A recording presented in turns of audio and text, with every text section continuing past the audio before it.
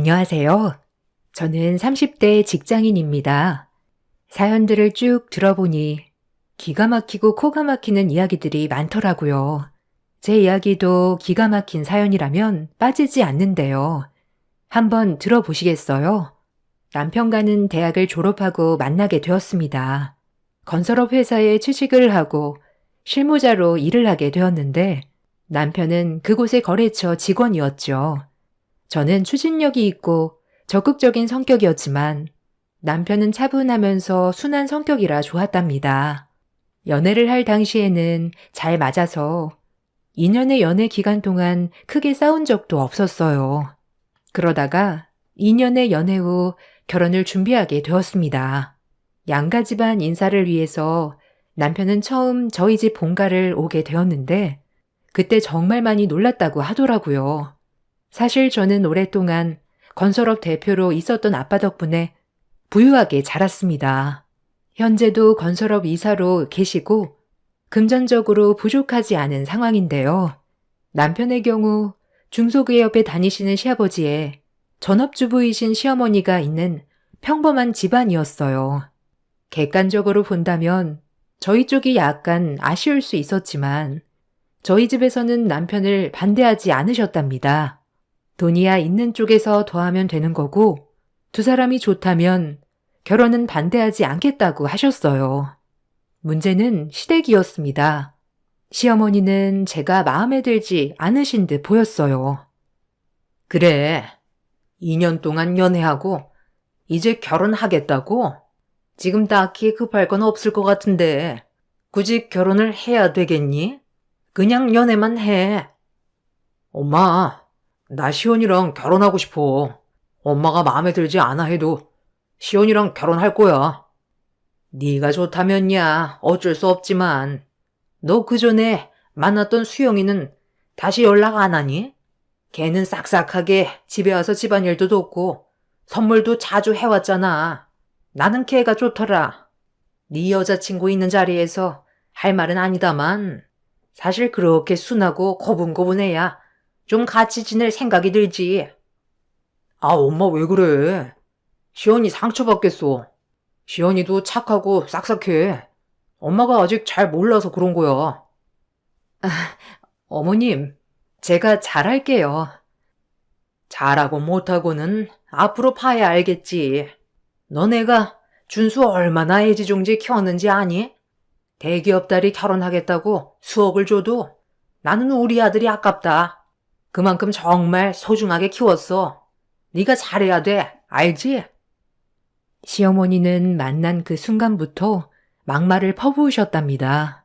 쿨한 사람인 척 이야기를 하시긴 했지만 영 제가 마음에 들지 않는다는 티를 팍팍 내셨죠. 거기다가 전 여자친구와 비교도 서슴지 않았는데요. 전에 만났던 여자친구는 순하고 고분고분했는데 저는 딱 보자마자 고집이 셀 것 같다며 마음에 들지 않아 하셨어요. 그래도 어찌어찌 남편이 시어머니께 이야기를 했고 그런 남편의 모습에 시어머니가 불편해도 중재는 잘해주겠다 싶어 결혼을 그대로 진행하게 되었습니다. 역시나 결혼식 당일에도 시어머니는 막말을 서슴지 않으셨어요. 시댁 하객들보다 친정에서 오는 하객들이 훨씬 더 많으니 시어머니는 그것부터 마음에 들어하지 않으셨죠.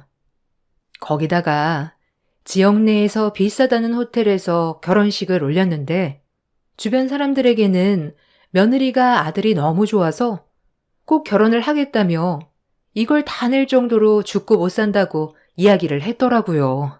친구들이 우연히 듣고 저에게 말해주며 고생 좀 하겠다고 이야기를 하는데 정말 너무나 창피하고 그때 처음 잘못 선택을 한 건 아닐까 생각이 들었죠.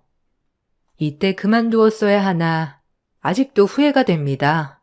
그래도 친정 부모님 앞에서 시어머니는 세상 좋은 시어머니로 포장을 하셨어요. 저에게 아가라 부르시면서 저희 부모님께는 시집살이를 하지 않겠노라며 걱정하지 마시란 이야기도 하셨죠.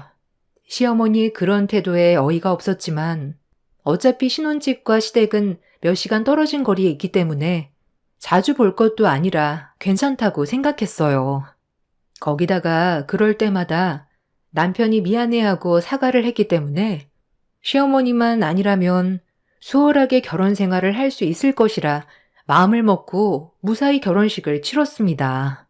그렇게 결혼을 하고 난 후 얼마 지나지 않아 남편은 직장을 그만두게 되었어요.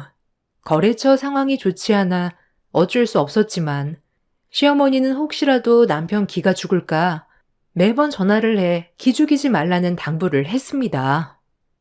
예, 너 우리 아들 기죽이는 거 아니지? 어차피 남자는 평생 일하면서 저 자식 먹여 살려야 하는데 지금 일 안 한다고 기죽이면 안 된다. 너는 임신하면 일 그만둘 거 아니니? 독하게 우리 아들 잡지 말고 당분간 네가 좀 애써라. 준수 마음도 여리고 착해서 상처도 받았을 텐데 쉰다고 집안일 시키지 말고 알았니? 에이, 어머님, 저도 일하는데 집안일은 쉬는 사람이 해야죠. 그리고 저 준수 씨한테 뭐라고 한 적 없어요. 걱정하지 마세요. 아휴, 저번에 봤더니 준수 살이 엄청 빠졌더라.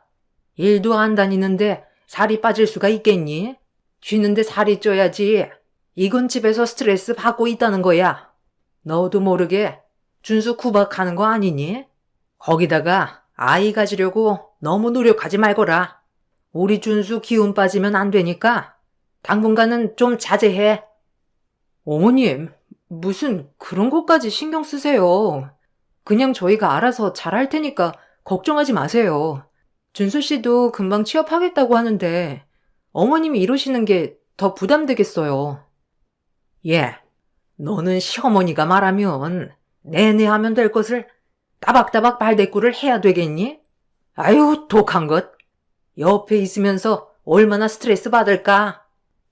시모는 간간히 전화를 해 제 속을 긁었지만 저는 시모의 말에 반박을 했어요. 그때마다 자기 말에 말대꾸를 한다며 기분 나빠 하셨지만 먼저 막말을 한 것은 시어머니니 저도 정당한 행동이라 생각이 들었죠. 남편에게 시어머니의 이런 말을 전해주면 남편은 민망해하면서 엄마가 자신을 너무 걱정해서 그런 거라며 달래주곤 했답니다. 얼마 지나지 않아 오랜 기간 근무를 해서 그런지 남편의 재취업은 바로 할 수 있었어요. 전에 하던 일에 비슷한 업무이긴 했지만 현장 일이 많아서 힘들어하긴 했답니다. 적응하는데 오래 걸릴 수도 있겠다 생각이 들었지만 일이 손에 맞지 않을 것이라 생각은 하지 못했어요. 결국 남편은 일을 하다가 사고를 당하게 되었습니다. 사고가 제법 크게 나서 남편은 수술을 받아야 했어요. 허벅지 뼈가 붓기까지는 움직일 수가 없어 간병이 필요한 상황이었습니다. 거기다가 오랫동안 입원을 해야 했었죠. 남편이 입원을 하고 처음에는 간병인을 고용했는데요. 그때마다 남편은 너무 불편하다고 이야기를 했답니다. 그래서 시모에게 부탁을 해보자고 이야기를 했는데 남편은 그게 더 불편할 것 같다며 저에게 조심스럽게 간병을 부탁하더라고요. 사실 남편과 저는 체구 차이도 많이 나기 때문에 제가 혼자 남편을 간병하는 것이 쉽지 않은 거라 생각이 들었는데요. 그래도 남편은 남의 손은 싫다면서 저에게 간병을 부탁했습니다. 재택근무도 할 수 있었던 상황이라 병실에서 근무도 하면서 자신을 간병해달라고 이야기를 하더라고요. 여보, 나 간병하는 거 당신이 해주면 안 돼? 웬만하면 이런 부탁하기 싫은데 그래도 당신이 해줘야 마음이 편할 것 같아. 나 알잖아, 예민한 거. 다른 사람들이 왔다 갔다 하니까 잠도 못 자겠고 대소변도 잘 나오지 않아서 불편해. 당신이 좀 해줬으면 좋겠어. 뭐? 내가 할 수 있을까? 당장 움직이지도 못하니까 내가 대소변도 다 받고 씻는 것도 도와줘야 하는데 괜찮을지 모르겠어. 그냥 전문 간병인에게 맡기는 게 낫지 않겠어? 아무래도 나보다 경험도 많고 노하우도 있으니까 잘할 것 같은데. 불편해도 어쩔 수 없지. 조만간 당신이 참아주면 안 돼? 시원아, 나 진짜 처음 부탁하는 거야. 이번에 간병해주면 내가 평생 모시고 살게. 제발. 일하는 동안에는 뒤치자거리 안 해도 되니까 간병 좀 해주라. 일단 회사에도 이야기를 해봐야 하니까 생각을 좀 해보자. 남편은 며칠 동안 간병이 불편하다며 저에게 부탁을 했어요. 당장 직장을 쉴 수 있는 것도 아니었기 때문에 고민이 많았죠. 더군다나 시모와 남편이 1인실만을 고집해 나가는 비용도 만만치 않았는데 간병인까지 붙이려고 하니 지출이 더 크더라고요. 그래서 여러 가지 고민 끝에 회사에는 재택근무로 근무를 하겠다고 이야기를 하고 남편과 함께 생활을 하게 되었답니다. 그렇게 저는 남편의 병수발을 들게 되었어요. 문제는 제가 병수발을 들기 시작하면서 시어머니가 매일같이 찾아오셨다는 거였어요. 아침 일찍 오셔서 저녁 늦게까지 있다가 가셨는데 마치 나를 감시하는 듯한 눈초리로 매번 확인을 하셨답니다. 전에 간병인들이 있었을 때는 병문안을 오시는 분들이 없었지만 갑자기 시어머니께서 함께 데리고 오시는 문병객분들이 많아졌답니다. 남편도 잘 알지 못한 사람들을 왜 이렇게 데리고 오나 싶었는데 그때마다 하는 시어머니의 말에 저는 이해가 되었습니다. 여기 우리 아들. 일하다가 사고가 났어. 당분간 움직이지도 못하고 병원에 꼼짝없이 있어야 한다네. 준수야, 이분 알지? 엄마 친구. 같이 이 주변에서 밥 먹으려고 왔어. 이쪽은 우리 아들 간병인. 20만 원이나 줬는데 돈값을 못하네. 아휴, 그래도 지금 간병인이 모자르다고 해서 울며 겨자 먹기로 쓰고 있어. 엄마, 그게 무슨 소리야? 아니, 그게 아니고요. 이쪽은. 준수야, 그만 쉬어. 엄마는 여기 이모랑 밥 먹고 다시 올게. 시모는 찾아오는 문병인들에게 저를 간병인으로 소개를 하시더라고요. 처음에는 무슨 소린가 싶었는데 점점 그 말을 자주 하기 시작하자 어이가 없었어요. 그때마다 따져 물으려고 하면 시모는 갑자기 급한 일이 생겼다는 듯 문병객을 데리고 나가버리곤 했답니다. 아마 제가 자기 아들 기를 죽일까봐 이런 이야기를 하는 것 같다 생각이 들었어요. 아무리 그래도 며느리를 간병인 취급하니 기분이 너무나 나쁘더라고요. 남편 역시 시어머니의 태도에 당황해 했는데요. 시어머니의 말에 대해서 따져 묻자 시어머니는 별거 아닌 일로 화낸다며 무시하셨어요. 어머님, 제가 어떻게 고용된 간병인이에요. 며느리라고 소개도 안 하시고 무슨 20짜리 간병인이라고 소개를 하세요? 거기다가 돈값도 못하다니 정말 기분 나쁘네요. 예, 넌 무슨 농담한 거 가지고 그러니? 그냥 웃으라고 하는 농담이야. 다들 결혼식에 왔었는데 네 얼굴 하나 모르겠어? 듣고서도 다들 별 생각 안 한다. 네가 그렇게 말하니까 내가 더 기분이 나쁘구나. 시어머니가 농담으로 그런 소리 한번 할 수도 있는 거지. 이렇게 따져 물어야 하는 거니? 준수 너는 어떻게 생각해? 엄마가 잘못한 거야? 아니, 엄마. 좀 너무하긴 했어.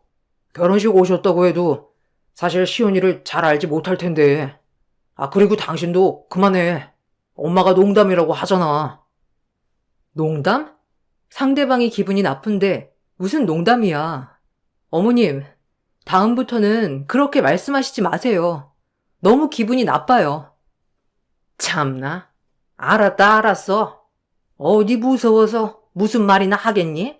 아유, 독해. 우리 준수 고생하고 있겠네. 시모는 끝까지 자신의 잘못을 인정하지 않으셨어요. 오히려 제가 독하다며 자기 아들을 더 안쓰러워 하셨답니다. 이날 이후로 남편도 서서히 저희 편에서 멀어지기 시작했죠. 원래 시모가 막말을 할 때면 나중에라도 저에게 대신 미안하다며 이야기를 했었는데 어느 순간부터 제가 너무했다는 말도 종종 했답니다. 그때마다 내가 고생하면서 간병하고 있는데 한 번도 고맙다는 말도 안 했으면서 오히려 저를 나무란다니 황당했어요. 당장이라도 간병을 그만둘까 싶었지만 남편도 자꾸만 병원에서 시어머니와 싸우니 예민할 수 있겠다 싶어 한 번 더 참기로 했죠. 시모의 막말은 멈추지 않았고 그때마다 저는 차분하게 남편에게 말을 했어요. 여보, 나 어머님한테 받는 상처가 너무 많은 것 같아. 솔직히 어머님 계시면 병실에 들어와도 불편하고 거기다가 언제 막말을 하실까 심장이 너무 두근대고 힘들어. 당신이 잘 말씀드려가지고 매일은 아니고 가끔씩만 오시면 안 되냐 말해보는 건 어때? 간병도 쉽지 않은데 어머님이 자꾸만 이상한 말씀 하시니 마음도 힘들어. 당신 마음 잘 알아. 엄마가 약간 말이 지나칠 때가 있어. 이해는 하지만 엄마도 내가 너무 크게 다치다 보니 걱정돼서 자주 오시는 것 같아. 말은 해보겠지만 엄마가 고집하시면 어쩔 수 없어. 당신도 나중에 아이 낳고 나면 우리 엄마 이해할 거야. 어차피 이제 얼마 안 있다가 태어날 거니까 그때까지만 좀 참아주면 안 될까? 언제까지 참을 수 있을지 모르겠어. 사실 회사 눈치도 보이고 시어머니가 매일 여기로 오신다면 어머님께서 직접 간병하시는 것도 나을 것 같아. 엄마가 나를 어떻게 간병해. 몸도 약하신데. 어쨌든 한번 이야기는 해볼게.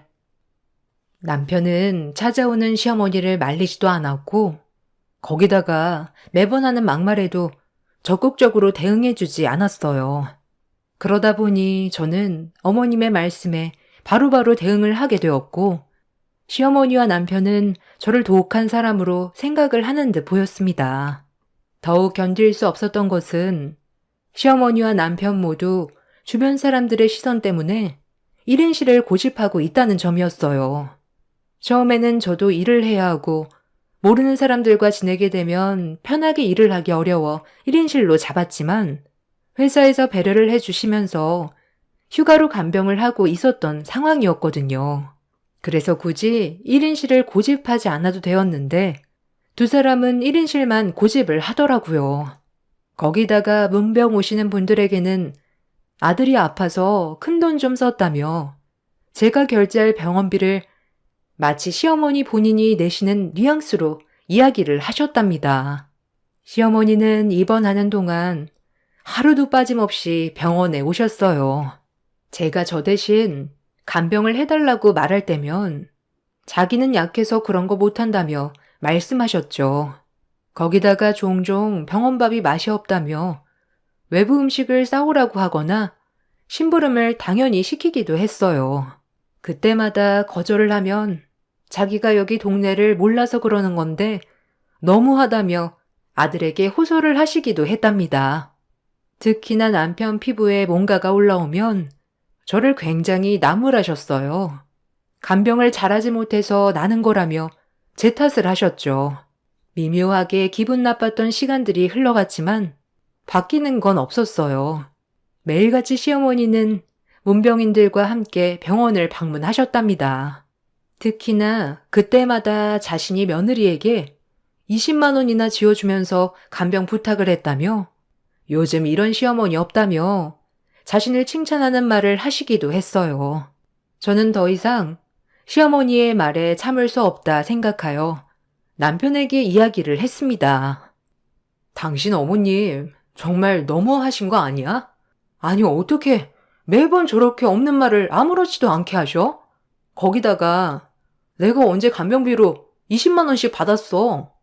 어머님이 주셔도 받지 않을 거지만 없는 이야기를 저렇게 사실처럼 말하다니 난 너무 황당해. 여보, 어머니가 태어나고 챙겨주실 수도 있지. 왜 말을 그렇게 해? 솔직히 엄마 없었으면 당신 병실에서 일한다고 나 잘 돌보지도 않았을 거잖아. 그나마 엄마가 같이 있으니까 좀 더 신경 써서 간병한 거 아니야? 아니 주변에도 입원한 사람들 많은데 그때 다 당연하게 와이프가 가서 병간호 한대. 그런데 당신은 내가 부탁하면서 비로야 해준 거잖아. 그러면서 이 정도 말도 참아주지 못해? 난 당신이 더 서운해. 아니, 여보. 내가 그래서 당신 생각해. 간병인들도 매일 보내줬잖아. 불편하다고 하면 다른 사람으로 바꾸고, 거기다가 퇴근하면 나는 매일 여기 와서 간병했는데, 그런 얘기를 해? 간병은 그렇다 치더라도, 어머님이 자꾸 막말하시는 건 당신이 막아줘야 하는 거 아니야? 불편하다고 해도 바뀌는 것도 없고, 어머님은 매번 뭐라고만 하시잖아.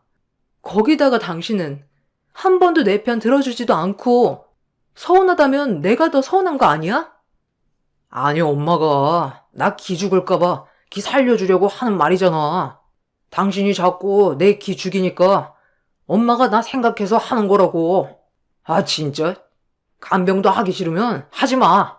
엎드려 절받기도 아니고 남편이 아프다는데 그거 하나 못 참아주냐? 남편은 저에게 너무하다며 화를 내기 시작했답니다. 그동안 고생하며 간병한 건 저인데 오히려 엄마가 더 고생하고 있다는 말도 하더라고요. 황당하고 어이가 없었어요. 솔직히 병원비로 들어가는 돈도 어마어마하고 거기다가 체구 차이도 많이 나는데 화장실 가는 게 불편하니 제가 직접 다 대소변도 받아야 했거든요. 그 고생한 것은 알아주지 않고 남들은 당연하게 하는 거라며 저를 나무라니 뭐라 할 말이 없더라고요. 남편의 퇴원 일은 다가오고 그렇다고 해서 지금 당장 간병인을 구하지 못하니 결국 제가 끝까지 봐야 하는 상황이었어요.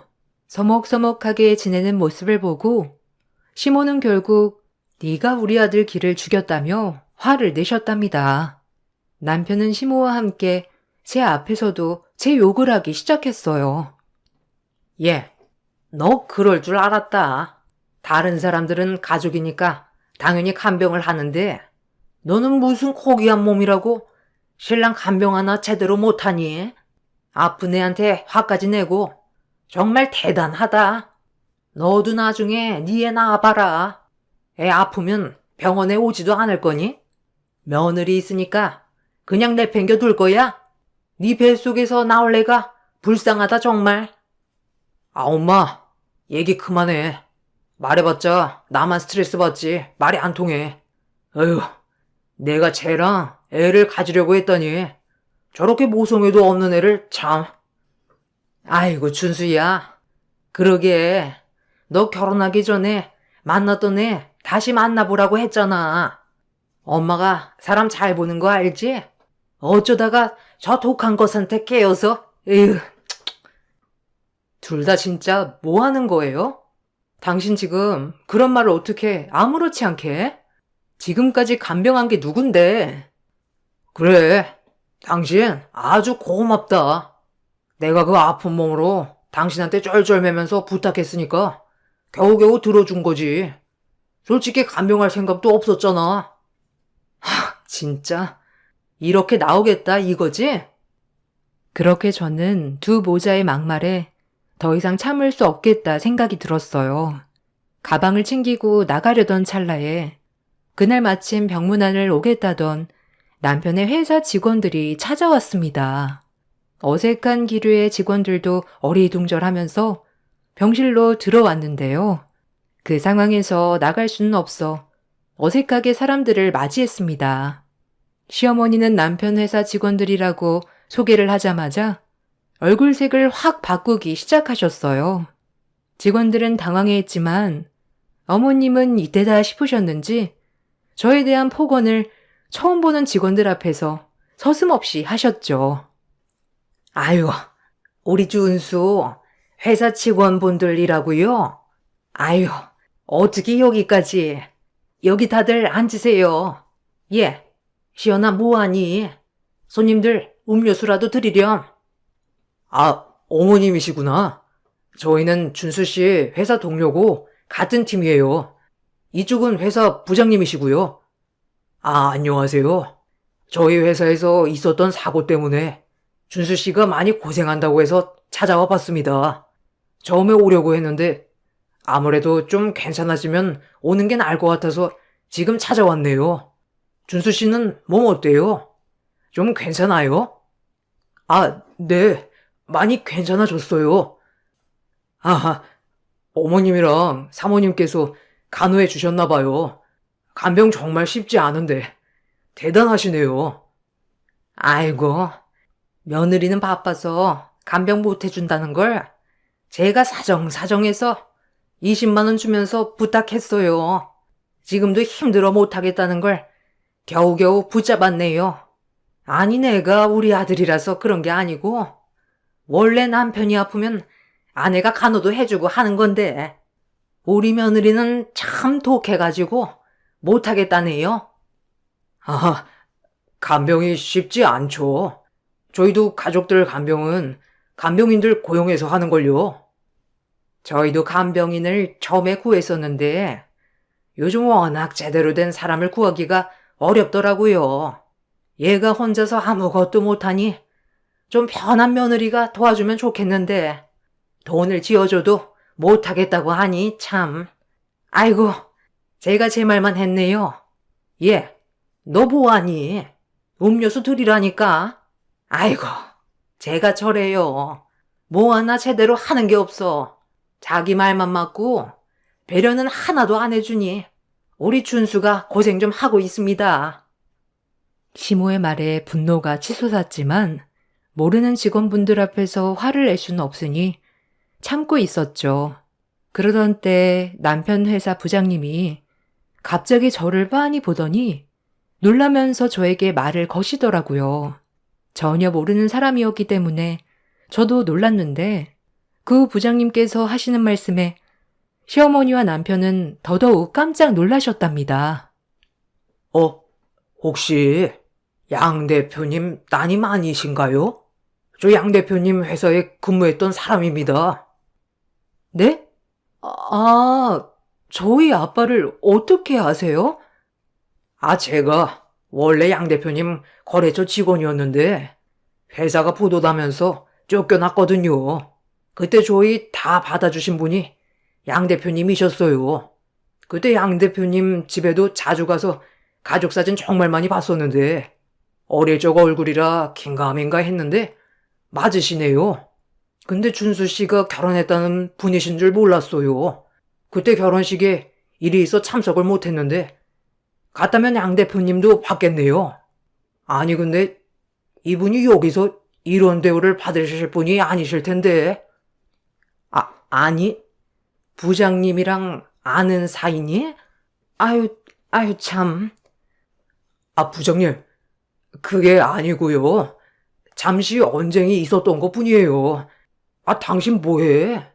뭐라고 이야기 좀 해봐. 뭘 이야기해? 나보고 독하다고 한 거? 아님 지금껏 간병했는데 고맙다는 소리 한번 못 들었던 거? 시어머니와 남편은 굉장히 당황해 했답니다. 부장님은 저의 말을 듣고 시어머니의 막말이 생각이 나셨는지 아무 말도 안 하시다가 직원들과 함께 나가시더라고요. 직원들이 모두 돌아가고 나서 저도 더 이상 간병하지 못하겠다며 집으로 돌아왔습니다. 역시나 시어머니와 남편은 전화로 폭언을 끊이지 않게 하더라고요. 거기다가 부장님께 해명하라고 난리가 났습니다. 그날 저녁 갑자기 친정아빠가 집으로 찾아오셨어요. 굉장히 화를 내시면서 부장님에게 들었다며 지금껏 간병까지 한 거냐며 몰상식한 집안에 더 이상 참을 수 없다며 저를 친정으로 바로 데리고 가셨어요. 거기다가 남편과 시어머니께 전화로 더 이상 자기 딸을 그 집에 둘 수 없다며 이야기를 하셨죠. 나중에 친정아빠가 해주신 이야기를 듣고 나니 부장님께서 저에 대한 이야기를 친정아빠를 찾아가 했는지 이해가 되었습니다. 부장님께서 다니던 회사는 부도로 인해서 월급도 받지 못한 채 정리가 되었다고 해요. 거래처의 상황이 나빠지자 친정아빠는 대신 거래처 직원들을 모두 수용해 일을 시켜주셨답니다. 거기다가 밀린 월급에 대한 부분도 회사가 처분이 되면서 발생한 비용에서 우선적으로 받을 수 있도록 도움을 주셨다고 하는데요. 말 그대로 길거리에 나앉게 되었던 상황에서 도움을 주었던 은인이나 마찬가지셨던 것이죠. 이후에 보답을 해드리려고 했지만 친정아빠는 한사코 거절을 하셨다고 해요. 그래서 그 은혜를 어떻게 갚아야 할까 마음속에 품고 있던 와중에 병원에서 시모에게 그런 취급을 받고 있었던 저를 보게 된 것이었죠.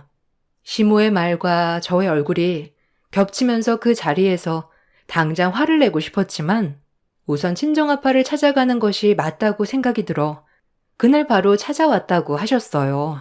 아빠는 크게 분노하셨고 당장 이혼하라고 하셨습니다. 저도 더 이상은 참을 수 없다 생각이 들어 남편에게 이혼을 선언했어요. 그 소식이 시모의 귀에도 들어갔는지 시모는 결국 제가 일하는 직장까지 찾아와 행패를 부리셨죠. 야, 네가 뭔데 우리 아들한테 이혼을 놓네? 네가 그렇게 콧대 높게 행동하니까 우리 아들이 기가 죽는 거잖아. 내가 뭘 어쨌다고 나 때문에 못 살겠다고 하니? 내가 정말 시집살이 한 게 뭐가 있다고 그래? 네가 잘했으면 내가 오려니 잘해주지 않았겠니? 아무리 내가 잘해줘도 너한테는 부족하다고 느낀 건 아니고 너 지금 사과하면 내가 봐줄 테니까 당장 준수한테 가서 미안하다고 싹싹 빌어. 제가 왜요? 전 잘못한 거 하나도 없습니다. 간병하라고 해서 했고 심부름이며 막말하는 것도 다 참았어요. 오히려 억울한 건 전데 여기까지 찾아와서 행패세요?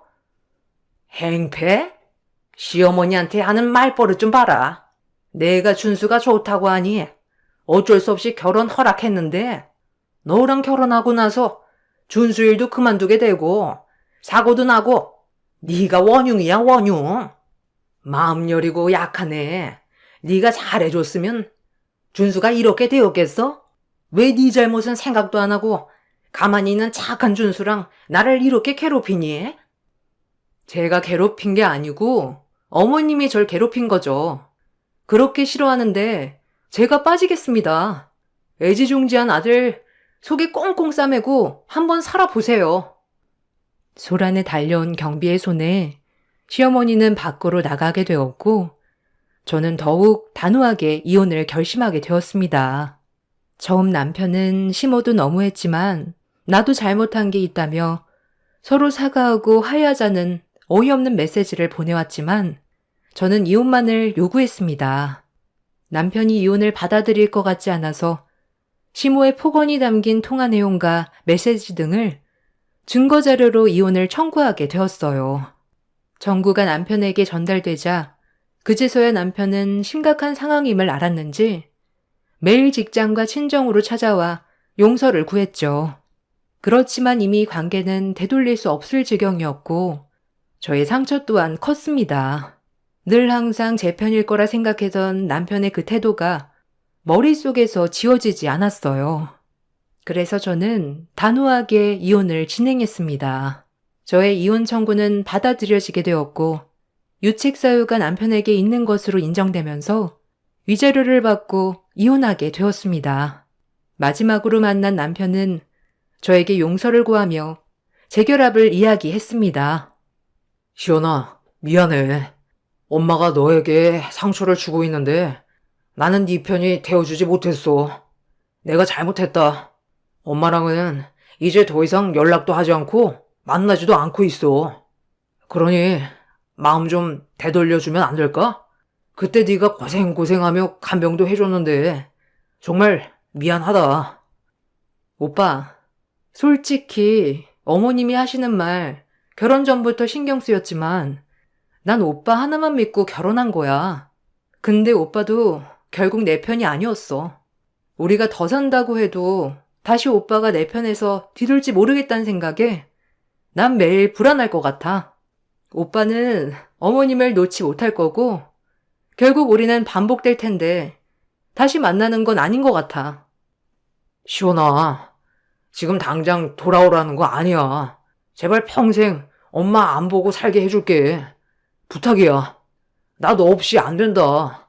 내가 그때 사고로 다쳐서 제정신이 아니었나 봐. 간병하는 거 쉬운 일도 아닌데 당연하다고 생각했어. 미안해. 나한테 한 번 더 기회를 주면 안 되겠니? 이미 난 마음을 정했어. 그리고 달라지지 않을 거야. 그러니 이젠 정말 그만하자. 더 이상 연락은 안 해줬으면 좋겠어. 남편은 그 이후로도 재결합에 대해서 이야기를 했지만 저는 시모와 함께 평생 행복하게 살라며 그 자리에서 나는 빠지겠다는 이야기로 더 이상 답은 하지 않고 있습니다. 남편이 다니고 있는 회사에서 부장님뿐만 아니라 그때 당시 저희 아빠의 도움을 받았던 직원들도 몇 분 계셨나 보더라고요. 남편과 시모의 행동이 소문나면서 남편은 직장 내에서 외톨이가 되었다고 하더라고요. 결국 남편은 회사를 그만두게 되었다고 전해 들었답니다. 이혼 후에 시모와 남편의 사이는 돈독해졌을 거라 생각했는데 남편은 시모와의 연을 정말 끊었다고 해요. 그래서 그런지 시모가 종종 저에게로 폭언의 문자를 날리곤 하지만 이제는 애처로울 지경이랍니다.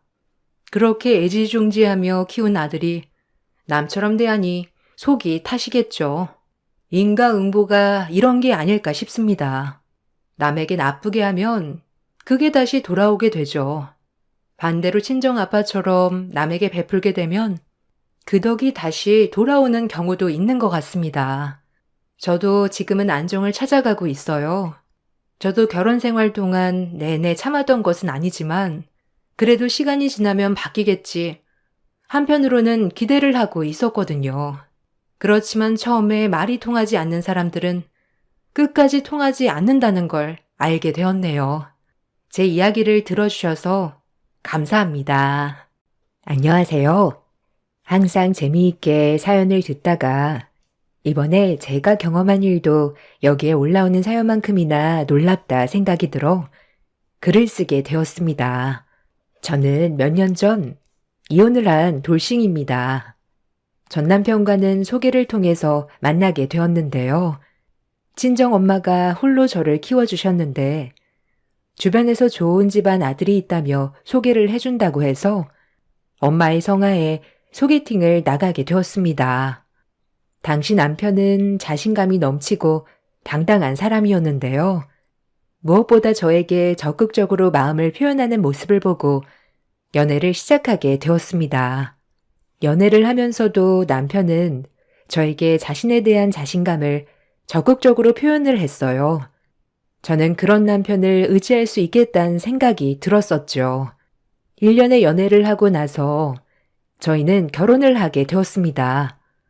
홀 어머니의 외동딸이었기 때문에 사실 결혼까지 문제없이 할 수 있을까 생각이 들기도 했지만 생각했던 것과는 다르게 시댁에서는 반대를 하지 않으셨어요. 오히려 결혼을 반기는 눈치셨어요.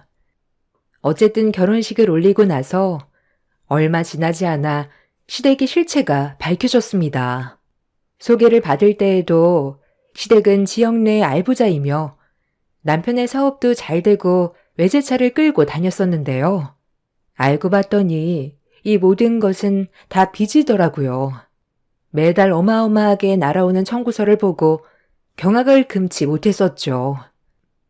남편에게 어떻게 된 것이냐 물어보니 원래는 사업이 잘 되고 있었는데 요즘 경기가 좋지 않아 잠시 이러는 거라며 이야기를 하더군요. 여보, 이게 다 무슨 청구서야? 한 달에 이렇게나 많이 청구서가 들어오는 거야? 차는 그렇다 치더라도 캐피탈이며 은행이며 연체 안 내는 건 또 뭐야? 아니 그게 아니라 여보, 사실은 지금 사업 사정이 좋지 않아. 내가 어떻게든 다시 살려보려고 했는데 생각보다 쉽지 않네. 미안해. 그래도 조금씩 회복하고 있으니까 앞으로 조금씩 나아질 거야. 힘들어서 대출 받았던 게 있는데 이번에 연체되었더니 우편이 왔나 봐. 내가 다 해결할 테니까 당신 신경 쓰지 마. 남편은 모든 사실을 이야기해 주었고 저는 그때는 속이려고 그랬겠나 생각이 들어서 받아들였습니다. 결혼 전에 이런 사실들을 다 알았다면 좋겠지만 어차피 남편이 부자라서 결혼을 했던 것도 아니었기 때문이죠. 저는 그때 당시 작은 케이터링 업체에서 일을 하고 있었습니다. 열심히 일을 하고 경업을 쌓아서 내 사업을 시작하면 경제적으로도 안정적일 수 있겠다 생각이 들었어요. 그래서 열심히 밤낮 없이 일을 하고 아이를 갖는 건 잠시 뒤로 미루어 두었답니다.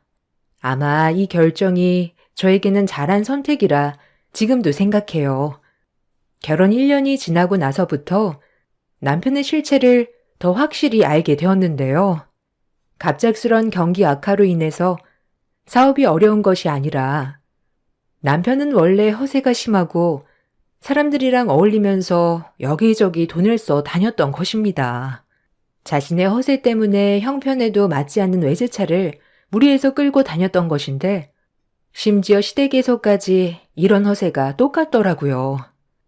시댁에서도 주변 사람들과 여행 다니면서 모든 경비를 내주고 감당은 저희 남편이 해야 했던 것이죠. 점점 남편과 시댁으로부터 마음이 멀어지고 있었던 그때 남편이 외도를 하고 있음을 알게 되었습니다. 남편은 사업장에서 격리를 보고 있던 여자와 외도를 저지르고 있었어요. 그동안 사업상 집에 못 들어오던 날이 있었는데 모두 상간녀와 함께 여행을 하거나 하루를 보내느라 들어오지 못했던 것임을 알게 되었습니다. 심지어 상간녀는 뻔뻔하게 저희 집을 드나들면서 제가 없을 때 남편과 오붓하게 식사를 하기도 하며 마치 자신이 와이프인 양 지내기도 했습니다. 이 모든 일들은 이웃집 아주머니들이 저에게 조금씩 눈치를 주시면서 알게 되었네요. 외도를 확실하게 알게 된 날 남편과의 대화를 나누게 되었습니다. 오빠, 그동안 나한테 거짓말 한 거 없어? 어? 거짓말 한 거? 없는데. 갑자기 왜 그래? 나 오빠가 수진 씨랑 외도하는 거 다 알아. 외도라니? 수진은 우리 회사 경리고 당연히 나랑 가깝게 지낼 수밖에 없는 거지. 네가 착각하는 거야. 너무 예민한 거 아니야? 이미 CCTV랑 블랙박스 다 확인했어. 어디서 발뺌하려고 그래? 당신이랑은 더 이상 살 수 없겠다. 여보, 미안해. 내가 정말 미쳤었나 봐. 그냥 친하게 지내다 보니까 정말 내가 미쳤어. 당장 내보낼게. 그러니까 제발 용서해줘. 남편은 그날 무릎을 꿇고 싹싹 빌며 용서를 구하였습니다. 저는 다른 건 몰라도 외도는 용서할 수 없는 일이라 생각을 했기 때문에 절대 용서해 줄 수 없다 이야기를 했죠. 남편은 울며 불며 저에게 매달렸어요. 지금 당장 결정하지 말고 단 몇 주만이라도 자신이 하는 행동을 봐달라며 기회를 한 번만 더 달라며 애원을 했습니다. 그동안 남편은 허세가 넘치는 사람이긴 했지만 저에겐 따뜻하고 친절하게 잘 대해주었어요. 제 일을 존중해주고 응원해주는 사람이었고 그때 당시 친정엄마도 건강이 좋지 않으셔서 만약 이혼을 한다면 엄마에게 충격이 될까 걱정이 되어 주저하게 되었죠. 결국 저는 고민을 하던 끝에 이혼 유예 기간을 두기로 했습니다. 당분간 남편이 하는 행동을 보고 결정하겠다 이야기를 했어요. 며칠 동안 남편은 일거수일투족 모두 사진을 찍어 저에게 보내주었습니다. 시간마다 무엇을 하고 있는지를 이야기해 주었고 일이 끝나면 다른 곳으로 새지 않고 바로 집으로 들어왔어요. 그런 남편의 태도에 저는 마음이 풀리고 있었습니다. 그렇지만 남편은 저에게 했던 것과는 다르게 딴짓을 그대로 하고 있었습니다. 그걸 알게 된 건 남편의 상간녀가 저에게 바로 연락을 했기 때문이었죠. 여보세요? 동수 오빠 와이프 맞으시죠? 저 수진이에요. 경리로 일했던.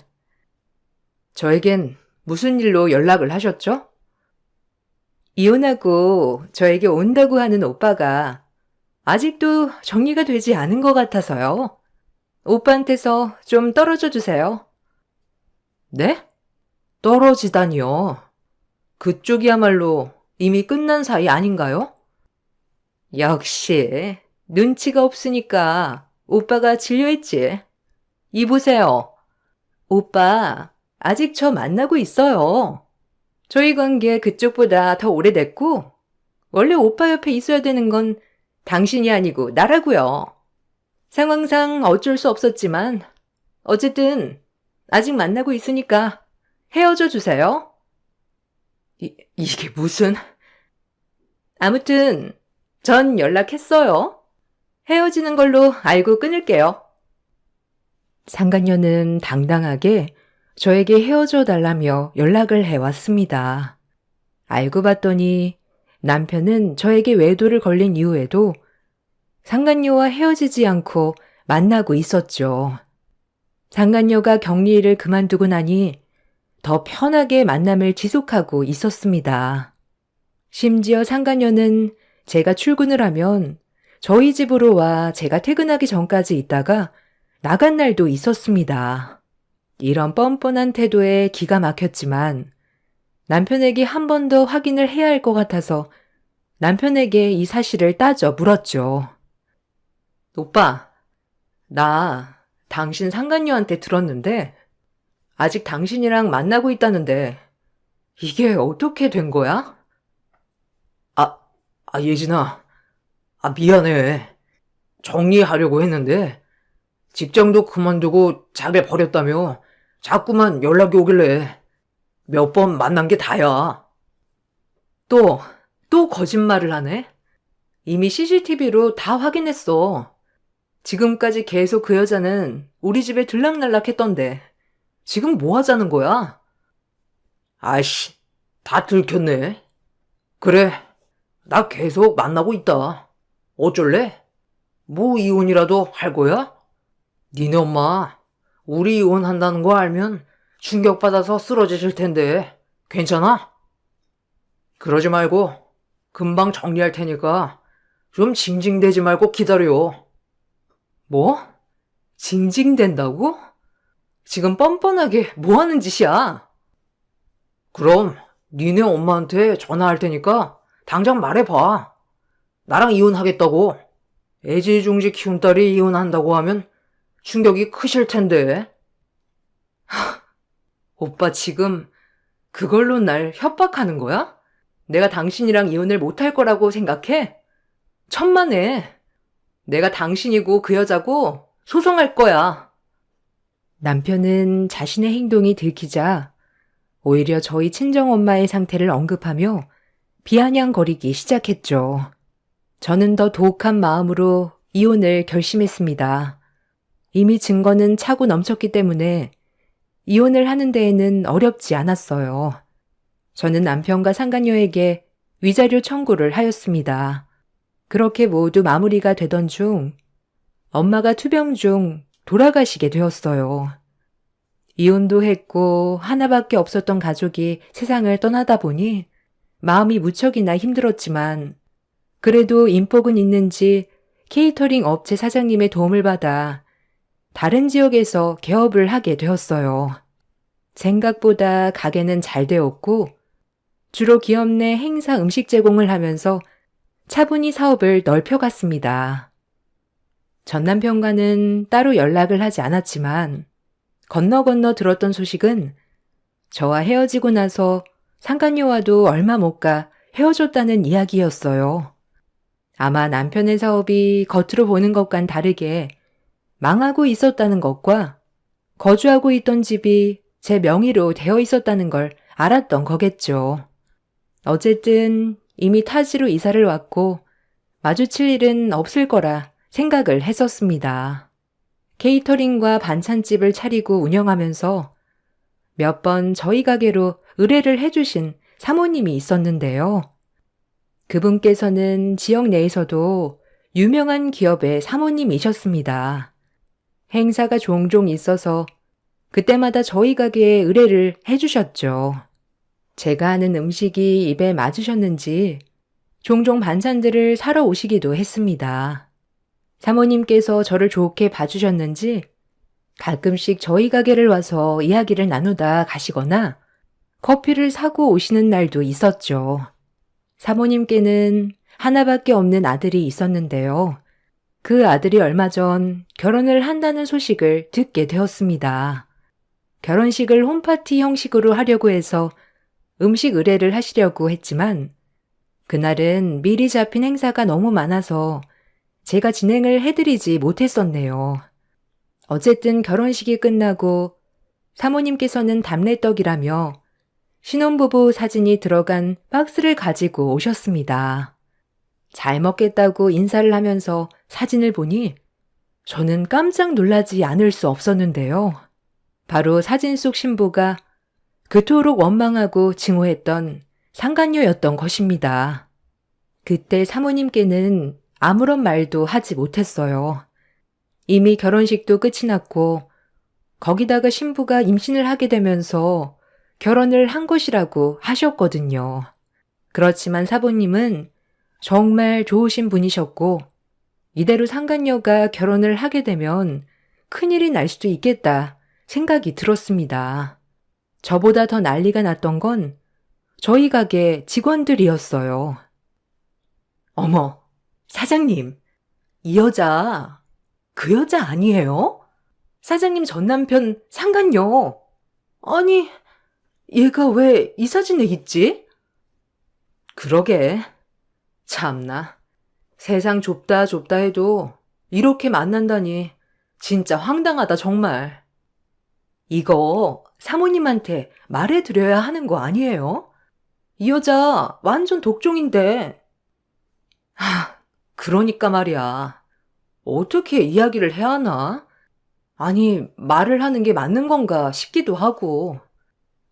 아니, 망설이시면 안 되죠. 고민을 좀 해봐야겠어. 사모님이 전혀 모르실까? 작정하고 이 여자가 속인 거겠지? 저는 그날 이후 많은 고민을 했습니다. 이미 끝난 사이이고 거기다가 그날 이후 3년이라는 시간이 더 지났기 때문이었죠. 고민을 하다 저는 오래전에 적어두었던 상간녀의 연락처를 찾아내고 연락을 했습니다. 당신의 시어머니와 잘 아는 사이임을 설명하면서 내가 이야기하기 전에 먼저 정리를 하라고 말을 했죠. 그렇지만 상간녀의 반응은 역시나 뻔뻔했습니다. 사모님이 이 사실을 아시나요? 아무리 3년 전 일이라고 해도 한 가정을 깼던 일인데 뻔뻔하게 속이고 결혼한 건가요? 어머, 그걸 왜 말해야 하죠? 그때나 지금이나 답답하네. 어차피 그날 일은 다 끝났고 배상도 했잖아요. 근데 뭐가 문제예요? 제가 부잣집에 시집가니 배 아파서 그러는 거예요? 이러니 남편이 바람나지. 저기요, 말해서 뭐 어쩔 건데요. 만일 시댁에 조금이라도 말한다면 당신 고소할 거야. 정말 뻔뻔하네. 역시 사람은 변하지 않아. 두고 봐. 내가 어떻게 하는지. 아유, 무서워라. 마음대로 해보세요. 어차피 시댁 식구들은 내 편이지 당신 편이겠어? 이미 난 그쪽 집안 대를 이을 아이도 임신했는데 어쩔 거야. 제발 내 인생에 참견하지 말고 꺼져. 상간녀는 지난 일은 별거 아니라는 듯 이야기를 했습니다. 그런 상간녀의 태도를 보면서 저는 더더욱 이 사실을 밝혀야 되겠다 다짐을 하게 되었어요. 그렇지만 어떻게 이야기를 해야 할지 고민이 되었죠. 그러던 찰나에 사모님께서 다시 저희 가게를 찾아와 의뢰를 해 주셨습니다. 이번에는 회사 행사가 아니라 집안 행사로 문의를 주셨어요. 사모님께서는 결혼식 이후 첫 명절을 잘 보내고 싶다며 명절 음식을 혹시 도와줄 수 있는지 물어보셨습니다. 예진 씨, 혹시 이번 명절에 명절 음식 좀 우리 집에 와서 도와줄 수 있나? 원래 명절에 특별하게 음식은 안 하는데 그래도 새 식구가 들어왔으니 뭔가 준비는 해야 할 것 같아서. 바쁘면 어쩔 수 없지만 가능한지 물어보려고. 아, 네, 그럼요. 어차피 저도 명절에 딱히 가는 곳이 없어서 제가 도와드릴 수 있을 것 같아요. 필요하시면 저희 직원들이랑 같이 갈게요. 어머, 그래주면 나야 너무 고맙지. 음식 재료나 이런 건 내가 다 준비할게. 그냥 요리하는 것만 조금 도와줘.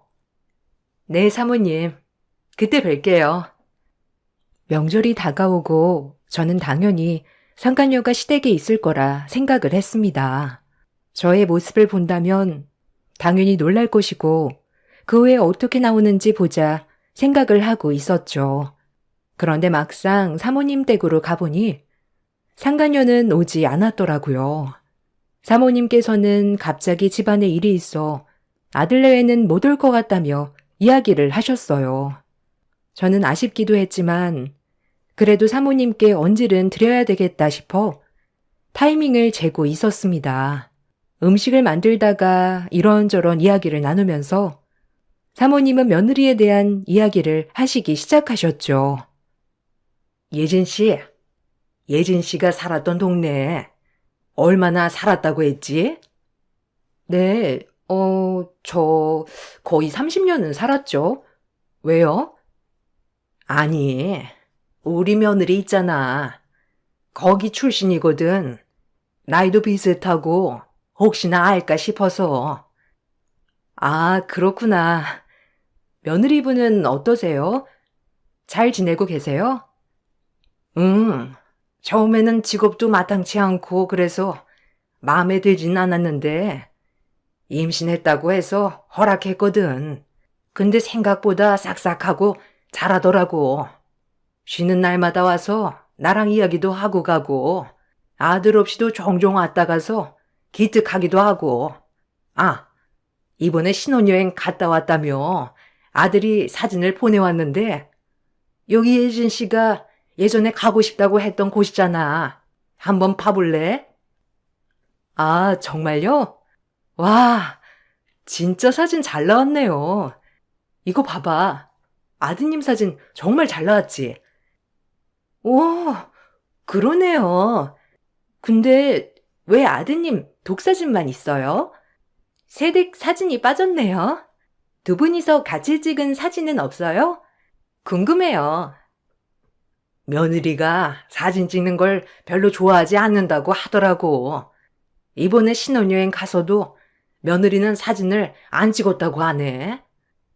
어머, 그래요? 그래도 신혼여행인데 사진이 없다니.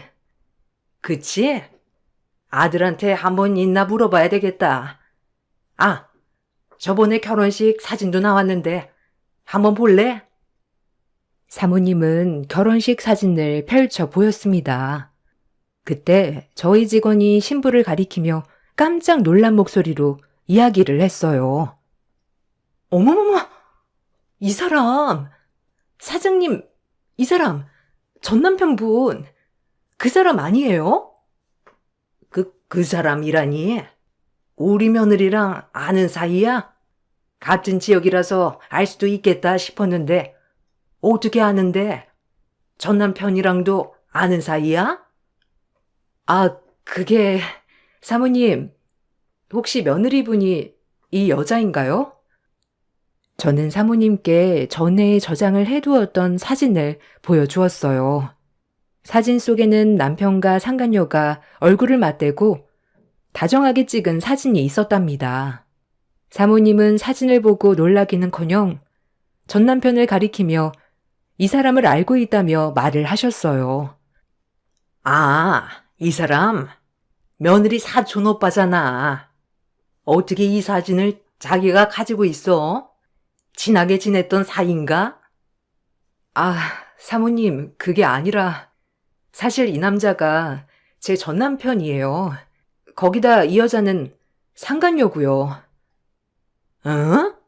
상간녀라니? 사촌 오빠라고 했는데. 사모님, 제가 말씀드리려고 했는데 사실 이 여자 저희 남편과 외도를 저질렀고 저는 그 때문에 남편과 이혼을 했어요. 그때 예진 씨가 이혼했다는 게 남편 외도 때문이었다고? 거기다가 그 여자가 우리 며느리란 소리야? 네, 사모님. 저도 저번에 답례품으로 주신 떡에 있던 사진 보고 알았어요. 깜짝 놀랐지만 어떻게 말씀드려야 할지 모르겠더라고요. 이 이야기를 해야 하는 게 맞는 건지도 모르겠고요. 그런데 제가 먼저 이 여자에게 연락을 했더니 뻔뻔한 태도더라고요. 먼저 사실을 이야기했더라면 저도 이렇게까지 말은 안 했을 테지만 전혀 걱정하지를 않더라고요. 그래서 사모님께 말씀을 드려야 되겠다 생각이 들었어요. 오늘이 그날이 될 거라고 생각은 안 했지만 이 여자가 아직도 전 남편을 만나고 있다고 하니 더 이상은 저도 참을 수 없더라고요. 아니 이게 무슨 말이야. 어머, 잠깐만. 나 금방 며느리 부를게. 사모님은 바로 아들네에게 전화를 걸었고 당장 집으로 오라며 호통을 치셨습니다. 얼마간의 시간이 지나고 아들내외는 집 안으로 들어왔고 상간녀는 제 얼굴을 보자마자 소스라치게 놀랐어요. 저는 놀라 들어오는 상간녀를 보며 서 있었습니다. 사모님은 크게 화를 내면서 상간녀에게 사실인지 물어보기 시작하셨죠. 상간녀는 저의 눈치를 보다 오해가 있는 것 같다며 이야기를 하기 시작했습니다. 그런 상간녀의 모습에 기가 막혔죠. 상간녀는 억울하다는 듯 오열을 하면서 사실이 아니라고 말하기 시작했습니다. 사모님은 혼란스러운 얼굴이었고 아들은 영문도 모른 채 상간녀를 달래기 시작했습니다. 저는 사실을 알려드리기 위해 미리 찍어둔 판결문을 사모님께 보여드렸죠. 판결문을 본 사모님은 갑자기 자신의 방으로 들어갔습니다. 그러더니 몇 장의 사진을 상간녀에게 던졌습니다. 던져진 사진을 보니 상간녀와 전 남편이 함께 다정하게 호텔로 들어가는 사진이었어요. 저도 그 사진을 보고 깜짝 놀랐죠. 상간녀도 놀랐는지 오열하던 것을 그치고 당황스러운 얼굴을 했어요. 너 얼마 전에 거리에서 나랑 마주친 적이 있었지? 그때 옆에 있던 남자 네 사촌 오빠라고 했고 처음에는 별 생각이 안 들었는데 그날 그 남자랑 손을 잡고 있었던 것이 자꾸만 머리에 아른거리더구나. 그래서 내가 뒷조사 좀 했다. 그런데 너는 사촌 오빠랑 호텔을 가니? 너 어디 설명을 좀 해봐라. 어머님, 그게 아니고요. 이 사람은 제 사촌 오빠가 맞아요. 이날 사촌 오빠가 오랜만에 여기로 와서 숙소를 잡아주려고 간 것뿐이에요. 그리고 저는 저분의 남편을 몰라요. 저분도 모르고요. 무슨 말을 들으셨는지 모르겠지만 오해하신 거예요. 그래, 그럼 어디 이 사진도 한번 이야기해봐라. 여기 예진 씨가 자기 전 남편이라며 보여준 사진인데 네가 모른다고 하는 예진 씨 전 남편이랑 네 사촌 오빠랑 얼굴이 똑같이 생겼잖니. 거기다가 이 옆에 있는 여자는 네가 아니야? 그건 어머니. 제가 잘못했어요. 말씀 안 드리려고 한 건 아닌데 철없을 때 있었던 일이고 저도 지금까지 반성하고 있어요. 그때 모든 배상을 다 했고 지금도 그때만 생각하면 후회가 돼요. 어머님, 정말 진심이에요. 저 상진 씨 정말 사랑하고 상진 씨 아이도 가졌어요. 제발 용서해 주세요. 용서라고 했니 지금? 넌 이런 어마어마한 거짓말을 하고서 용서를 바라는 거야? 네가 지금 어떤 짓을 했는지 알기나 해? 감히 우리 집에 이런 모욕적인 짓을 해?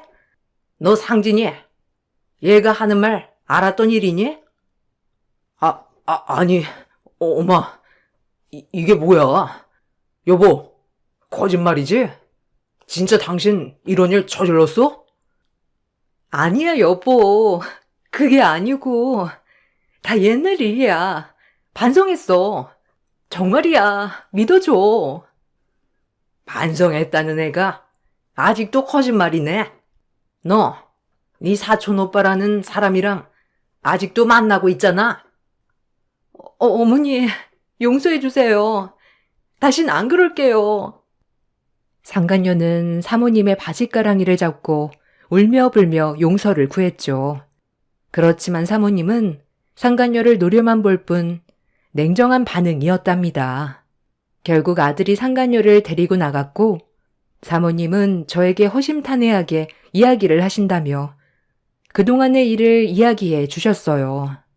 알고 봤더니 사모님께서도 결혼 전에 이미 상간녀와 전 남편이 함께 있는 장면을 여러 번 목격하셨더라고요. 두 사람은 헤어지고 난 후에 다시 만났고 결혼 준비를 하면서도 만남을 지속했던 거라더라고요. 처음에는 사촌 오빠라고 해서 믿었는데 함께 있는 장면을 사모님뿐만 아니라 주변 다른 사람들도 목격을 하다 보니 의심을 하기 시작하셨대요. 그래서 아들네 몰래 상간녀의 뒤를 캐기 시작하셨죠. 그러다 보니 두 사람이 함께 여러 차례 숙박업소에 향했다는 것을 알게 되셨던 것이랍니다. 그렇지만 이것만으론 두 사람이 어떤 관계인지 제대로 알기 어려웠고 이미 사촌오빠라고 소개를 했었기 때문에 섣불리 이야기를 꺼낼 수 없었다고 하셨어요. 그래서 저와 같은 지역에서 자랐기 때문에 이번 기회에 한번 물어보려고 저를 부르셨던 것이었죠. 저는 상간녀와 전 남편의 이야기를 모두 해드렸습니다. 이야기를 들으시며 사모님은 충격을 받으신 듯 보였어요. 그렇게 그날이 지나가고 사모님은 계속해 보이시지 않으셨답니다. 저도 다시 일상으로 되돌아가게 되었는데 어느 날 상간녀가 저희 가게로 찾아왔답니다. 저는 용서를 구하러 온 줄 알았어요. 그런데 상간녀는 가게에 있던 반찬들을 모두 던져버리며 소란을 피우기 시작했어요. 네가 내 인생을 망쳤어. 이미 다 배상한 일이잖아. 돈도 다 받아놓고 네가 뭔데 내 인생을 망쳐? 네 멍청함 때문에 남편이 바람핀 거라곤 생각을 안 하는 거야? 네 남편 너랑 결혼하고 한 번도 행복하지 않았다고 하더라. 거기다가 돈돈거리면서 자기를 자꾸만 쪼아댔다고 하던데 역시나 내가 부잣집에 시집 간다고 하니 부러웠던 모양이지?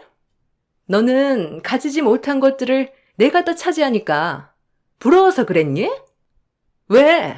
처음부터 돈을 더 달라고 하지 그랬어? 참나, 너는 여전히 반성은 안 하는구나. 네가 한 짓이 얼마나 쓰레기 같은 짓인지 알기나 하니?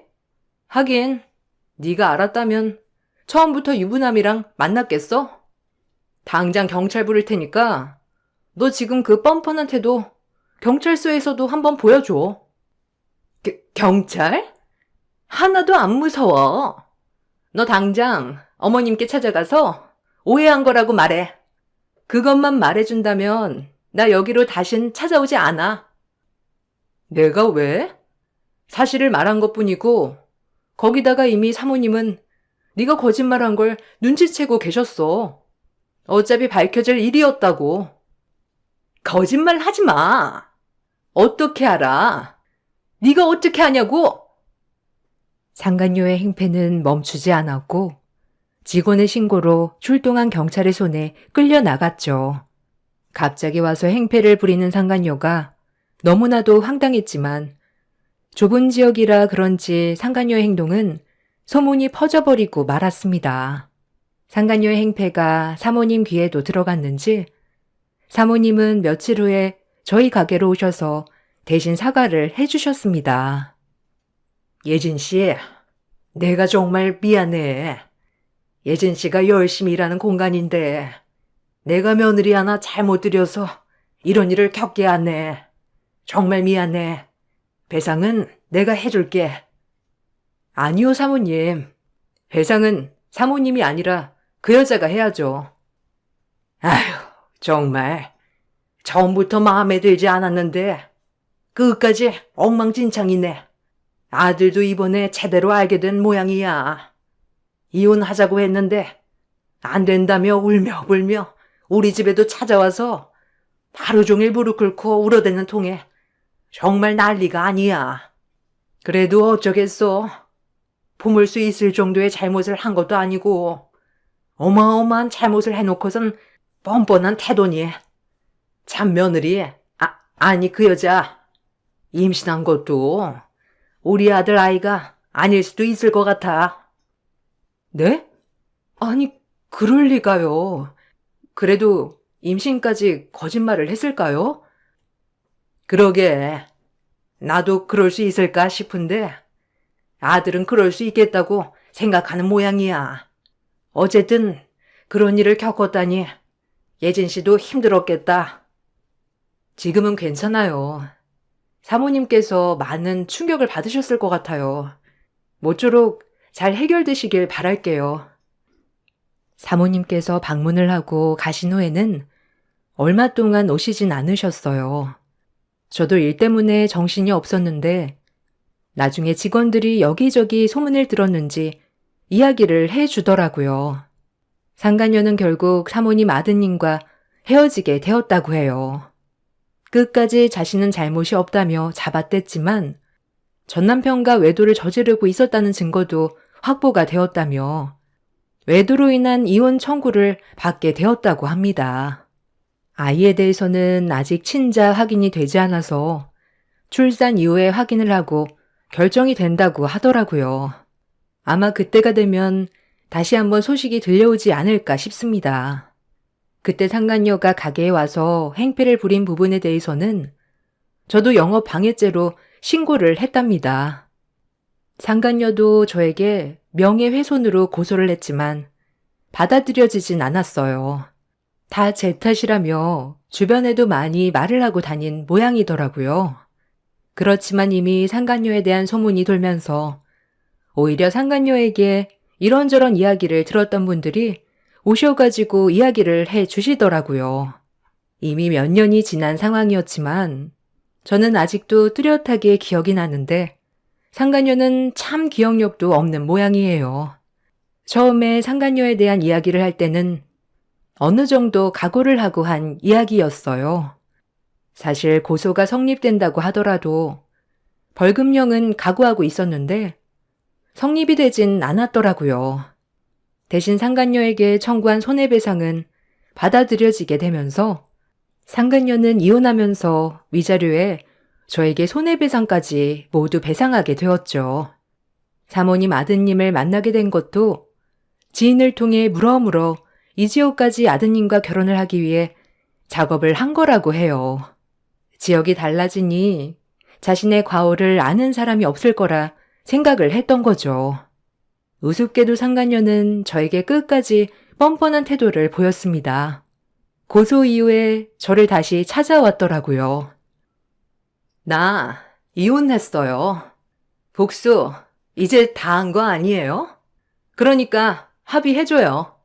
어차피 저 빈털털이고 배상해줄 돈도 없어요.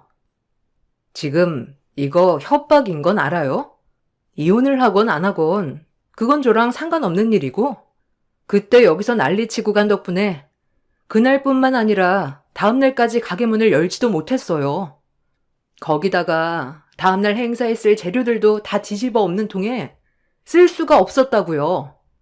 뻔뻔하게 남편이랑 외도까지 저질러 놓고서도 당당하더니 남의 영업장 피해주고서도 당당하네요. 피해요? 당신이 나한테 준 피해보다 더 큰 피해를 준 것도 아닌데 그만 합의해 주세요. 합의할 생각 죽어도 없고 끝까지 손해배상 받아낼 겁니다.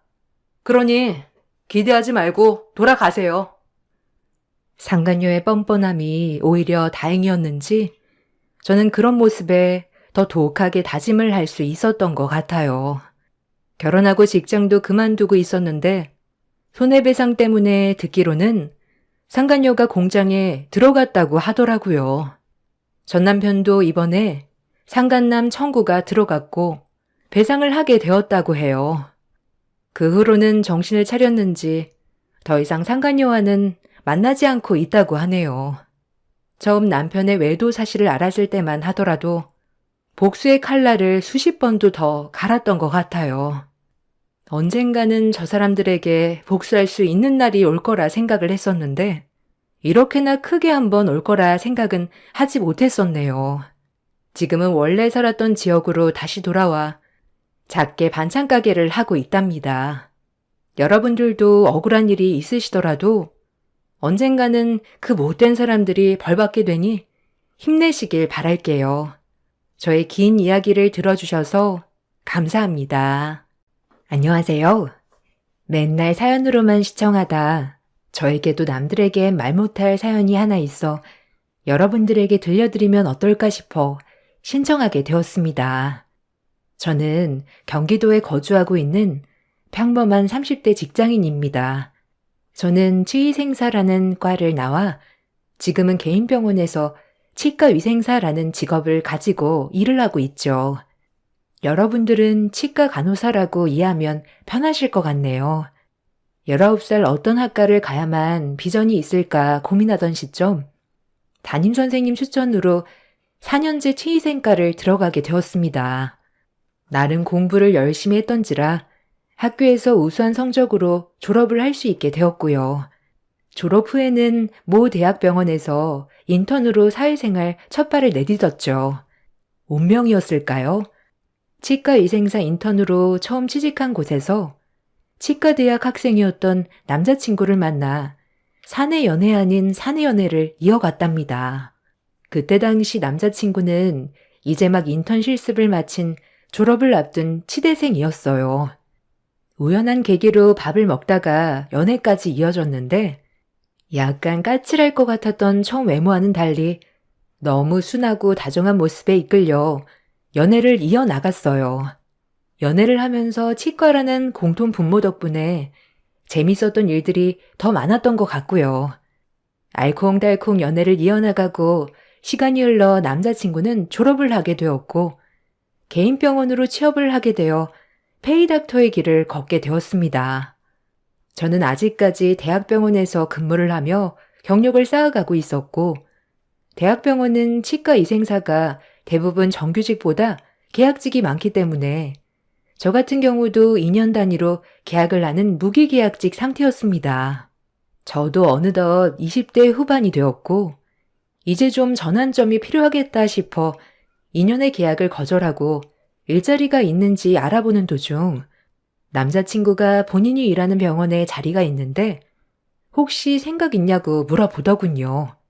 치과에 있는 과가 분야별로 있는 대학병원과는 달리 통합적인 시스템인 개인병원에서 남자친구와 부딪히는 일이 많을 것 같아 거절했습니다.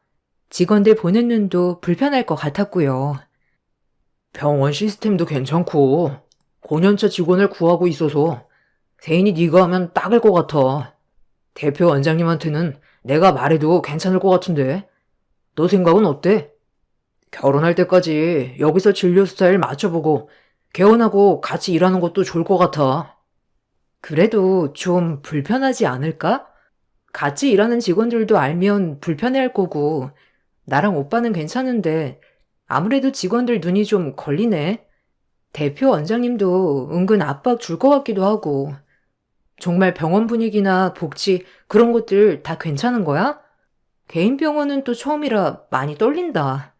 대학병원 같은 시스템도 아닐 거고 그래도 오빠랑 의지하면서 다녀보는 것도 괜찮겠지?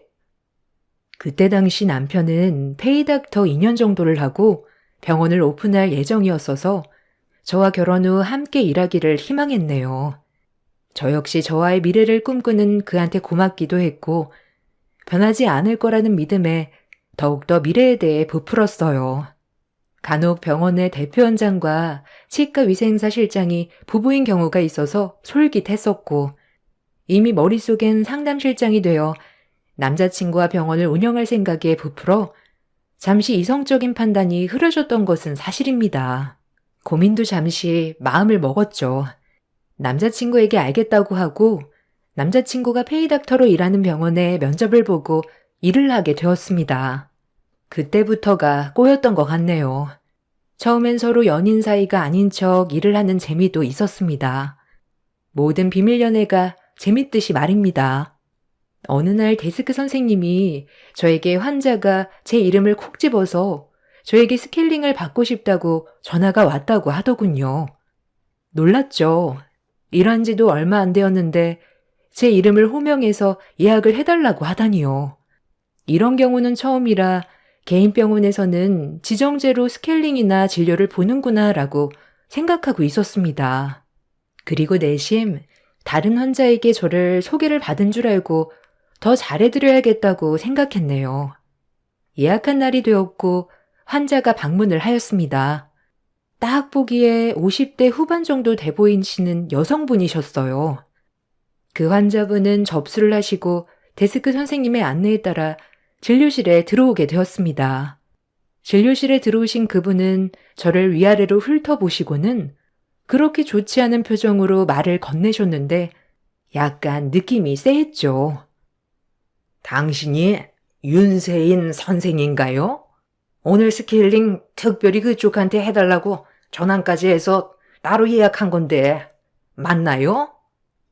아, 네. 안녕하세요. 환자분 윤세인이라고 합니다. 혹시 다녀가셨던 환자분들 중에 소개받으신 건가요? 제가 건넨 물음에 대답을 하지 않고 쎄하게 위아래로 훑어보시더니 계속 못마땅한 표정을 지으며 연이어 보고만 있었습니다. 스케일링 받으신 지 얼마나 되셨어요? 이쪽으로 오실게요. 아무래도 치석이 많이 쌓여 있으면 조금 불편하실 수도 있는데 최대한 아프지 않게 봐드릴게요. 여기 앉아보시고 마취각을 먼저 하시고 옆에 타구에 뱉으시면 됩니다. 계속되는 물음에도 대답이 없던 환자분을 뒤로하고 스케일링에 들어갔습니다. 왜 굳이 저에게 예약을 하셨는지 모를 정도로 환자분은 예민 그 자체였습니다. 이가에 튀지 않는 물을 가지고 물이 튀었다고 화를 내시고 시리다고 화를 내시고 진료실에서 다른 직원들 보기 민망할 정도로 저에게 화를 내셨네요. 저도 이 시간만을 빨리 지나가길 바라며 열심히 스케일링을 해드리고 환자분을 일으켜 드렸습니다. 역시나 스케일링을 받는 내내 불편했다는 소리를 함께 들어야 했죠. 아휴, 이렇게 못하는 스케일링은 처음이네 진짜.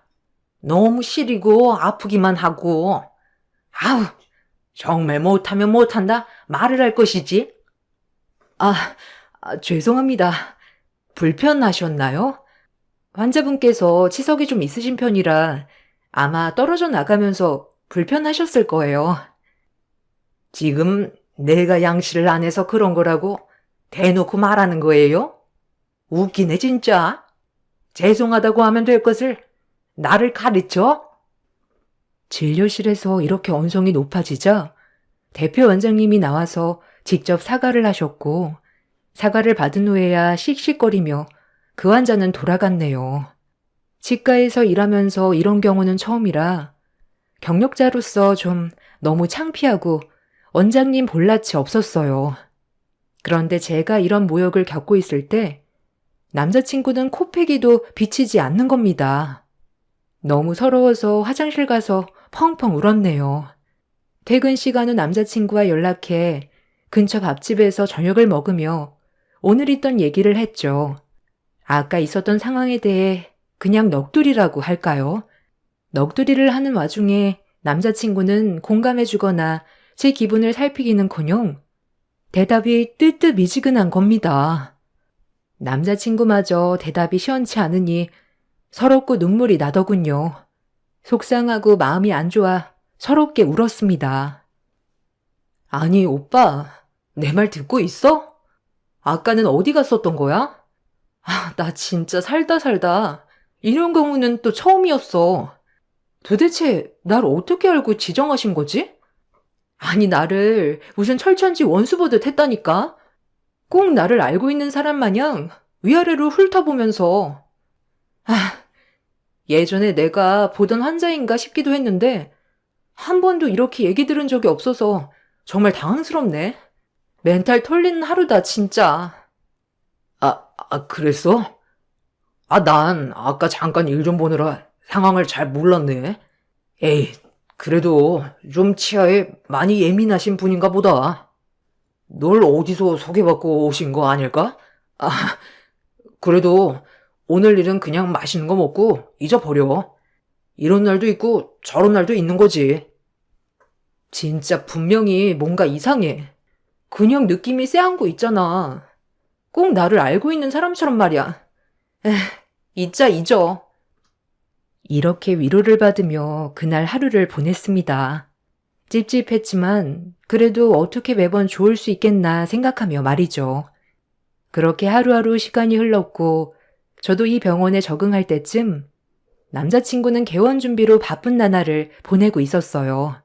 개원 준비를 하며 프로포즈를 받았지만 산 넘어 산 넘어야 할 고비들이 굉장히 많았답니다. 연애는 둘이 하는 거지만 결혼은 가족이 만나는 거니 남자친구 부모님을 만나게 되는 일이 너무 걱정스러운 건 사실이었어요. 혹시 아들이 의사라고 저를 무시하진 않을까 하며 마음을 졸였습니다. 남자친구 부모님을 만나러 가는 날 남자친구가 이런 소리를 하더군요.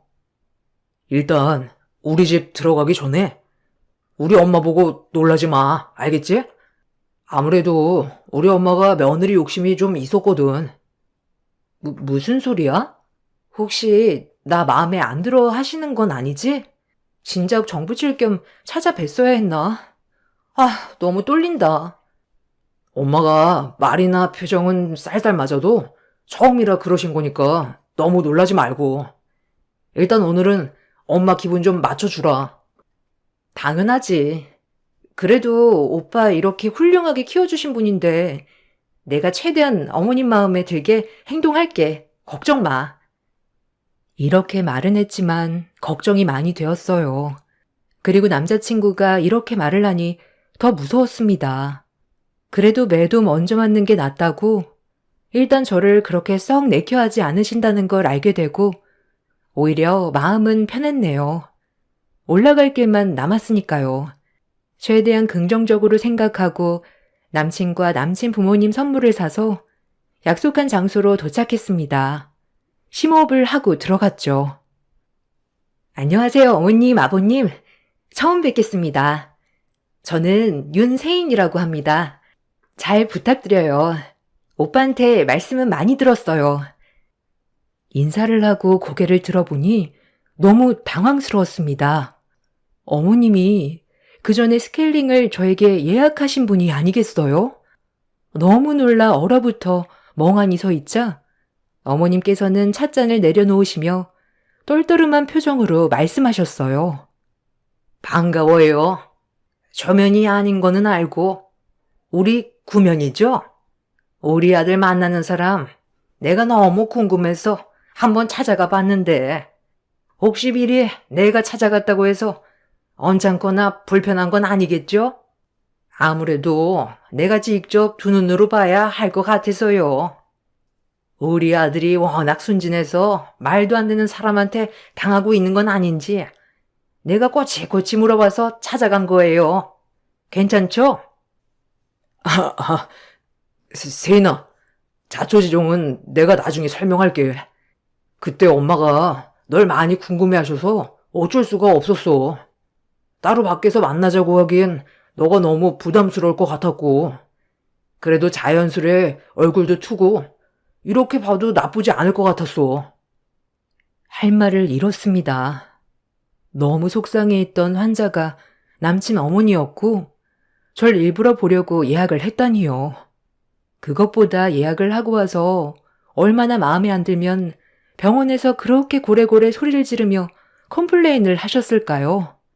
별의별 생각이 꼬리에 꼬리를 물고 있던 그때 아버님 되시는 분은 그래도 점잖이 말씀을 많이 걸어주셔서 그나마 정신을 차릴 수 있었네요. 반가워요. 그래도 둘이 만난 기간은 꽤 오래된 것 같은데 이 녀석이 도통 소개를 시켜줘야 말이지. 아무래도 하나밖에 없는 아들이 결혼까지 생각하고 있다니까 와이프가 궁금해서 지국에 가본 모양이더라고. 내가 뭐라고는 했는데. 아, 네. 아, 당황스럽네요. 그날 마음에 안 들어 하셔서 계속 신경이 쓰였었는데, 혹시 치아 시리신 건 괜찮으세요? 우리 아들이 의사인데 어른이 그런 거 체크 안 해줄까 봐요. 덕분에 아들이 시리지 않게 해줘서 지금은 괜찮네요. 예비 시부와 시모는 성격이 정반대였습니다. 시모는 머리부터 발끝까지 저를 마음에 들어하지 않았고, 아무래도 아까운 의사 아들의 며느리는 치위생사라니요. 한 번도 생각해보지 않았던 조합이지만 아들이 너무 좋다고 사정해 허락한 느낌이 났죠. 그에 반면에 예비 시아버님은 지금의 남자친구처럼 다정다감했습니다. 그나마 아버님이 계속 말 걸어주시고 저에 대해 궁금해해 주신 덕분에 불편한 식사 자리를 화기애애하게 끝낼 수 있었어요. 식사 자리를 마치고 남친과 저 이렇게 둘만 남았습니다. 일단 너무 화가 났죠. 아까는 어른들 계시는 자리라 별말을 못했지만 어떻게 나에게 언질 한번 주지 않냐 화를 냈어요. 남자친구와 사귀는 기간 동안 이렇게 화를 낸 것은 정말 처음이었고 남자친구도 많이 당황했는지 싹싹 빌었어요. 도무지 화가 가라앉지 않았지만 그래도 이렇게 잘못했다고 하는 남친을 보니 어물쩍 넘어가는 사건이 되었어요. 어머님이 절 너무 마음에 안 들어해서 마음에 걸렸지만 우리 부모님들은 남자친구를 매우 좋아했고 예비 시아버님만은 옆에서 좋은 말씀 많이 해주셔서 어머님은 차차 결혼하면 친해져야겠다 생각하고 결혼을 준비해 나갔어요. 그렇게 결혼식이 다가오는 어느 날 남자친구 핸드폰을 우연히 보다 남자친구가 했던 잘못들을 알게 되는 사건이 있었어요. 지인에게서 온 카카오톡 메신저에는 지인의 지인들이 부탁한 진단서 허위 작성 목록들이 있었죠.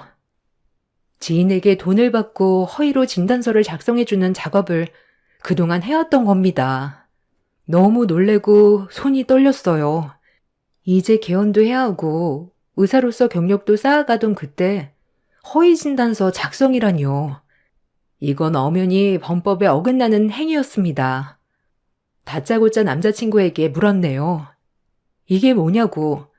지금 그동안 아는 지인들에게 진단서를 허위로 작성해 준 것이냐고 따져 물었습니다. 남자친구는 초기에 개원 비용이 많이 들어가니 어쩔 수 없었다곤 하지만 이렇게 범죄를 저질렀다는 게 너무 화가 나고 손이 떨렸네요. 내가 이 사람을 평생 신뢰하고 살 수 있을까 싶기도 했고요. 당장이라도 신고하고 싶었지만 일단 자초지종을 알아야겠어서 남자친구를 몰아세웠어요. 이게 어떻게 된 일이냐고 설명이 필요하다고 말했죠. 오빠, 이게 뭐야? 지금 이거 범죄인 거 알아? 허위 진단서는 면허 취소야. 자기 어떻게 이런 일을 할 수가 있어? 우리 집도 한평생 나 공부시키느라 어려운 거 너도 알잖아. 이제 나도 결혼해야 하고 언제까지 페이덱터만 할 수 없는 노릇이고 어쩔 수 없었다는 생각 안 들어? 이게 다 우리를 위해서 한 건데 그렇게 모질게 말하지 않았으면 좋겠다. 우리를 위해서라고 합리화하지 마. 오빠를 위해서겠지. 남들 페이닥터일 때 결혼 잘만 해. 오빠 혼자 안 되면 이제 둘이 벌어서 차근차근 모아 개헌하면 되지. 이렇게 범죄까지 저지르면서 개헌을 서둘러야 해? 오빠, 이건 진짜 아니라고 본다. 네가 몰라서 그래.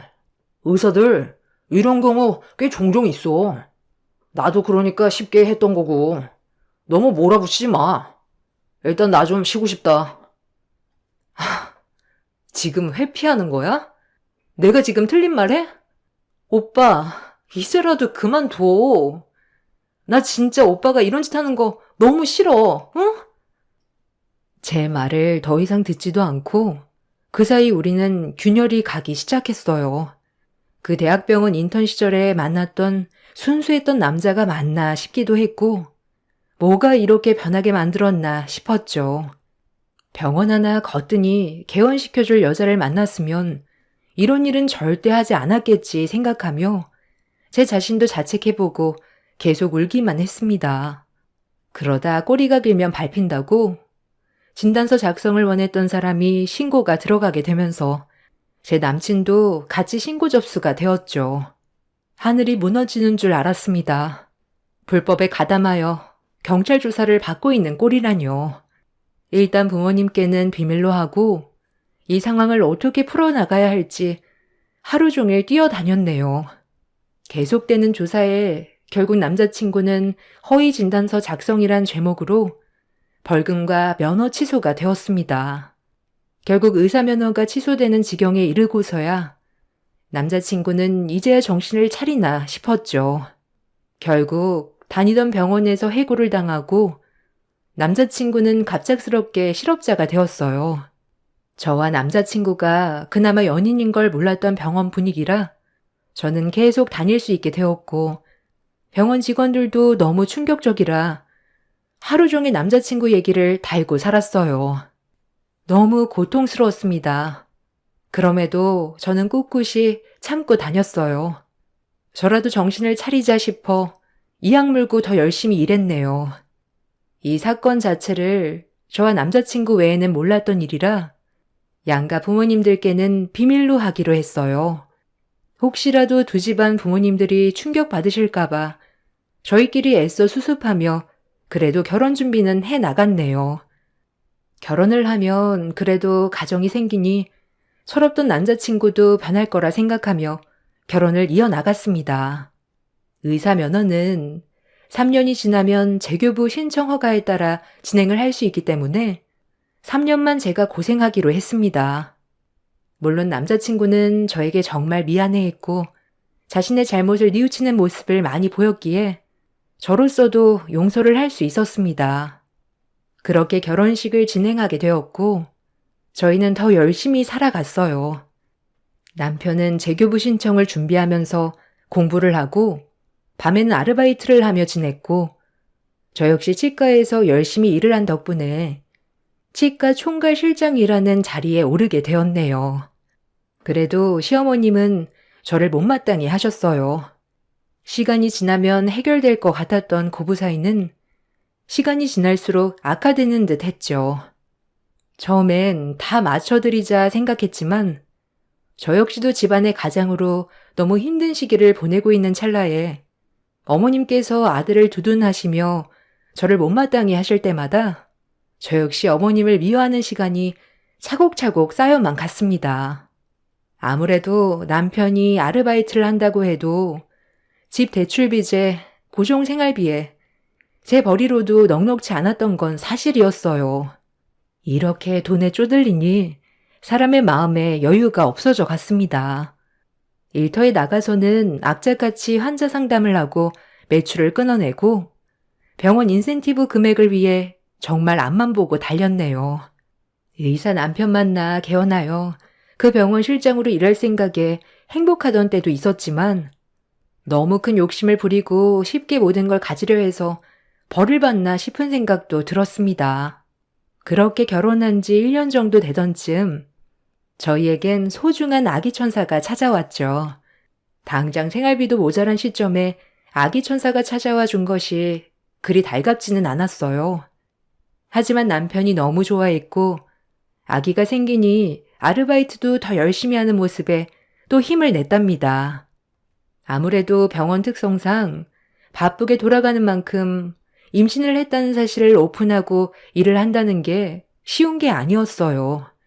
요즘 세상이 달라졌지만 그래도 사실 눈치는 많이 보였거든요. 그래도 엄마는 강하기 때문에 열심히 일을 해 나갔습니다. 뱃속에서 응원해주는 아기 천사와 집에서 열심히 재기하려고 준비하고 있는 남편이 있었기 때문이었죠. 제가 낮에 나와 일을 하고 남편은 집에서 낮엔 공부를 하였기에 집에는 늘 사람이 있었어요. 어느 날 친정 부모님께서 반찬을 해서 집에 가져다 주셨습니다.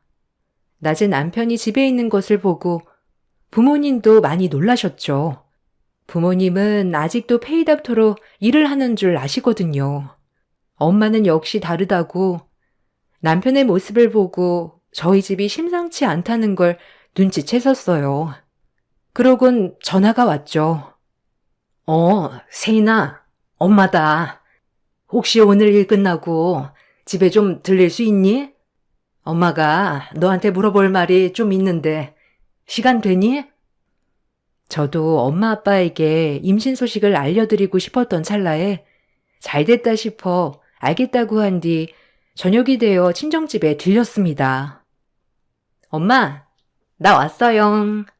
나도 엄마 아빠한테 깜짝으로 알려줄 소식이 있었는데 때마침 전화했네. 역시 우린 통한다니까. 너 사실대로 말해. 최서방 지금 혹시 휴직했니? 오늘뿐만 아니라 종종 낮에 반찬 가져다 주러 가면 늘 집에 있던데. 너 어떻게 된 거야? 엄마한테 뭐 혹시 숨기는 건 없고?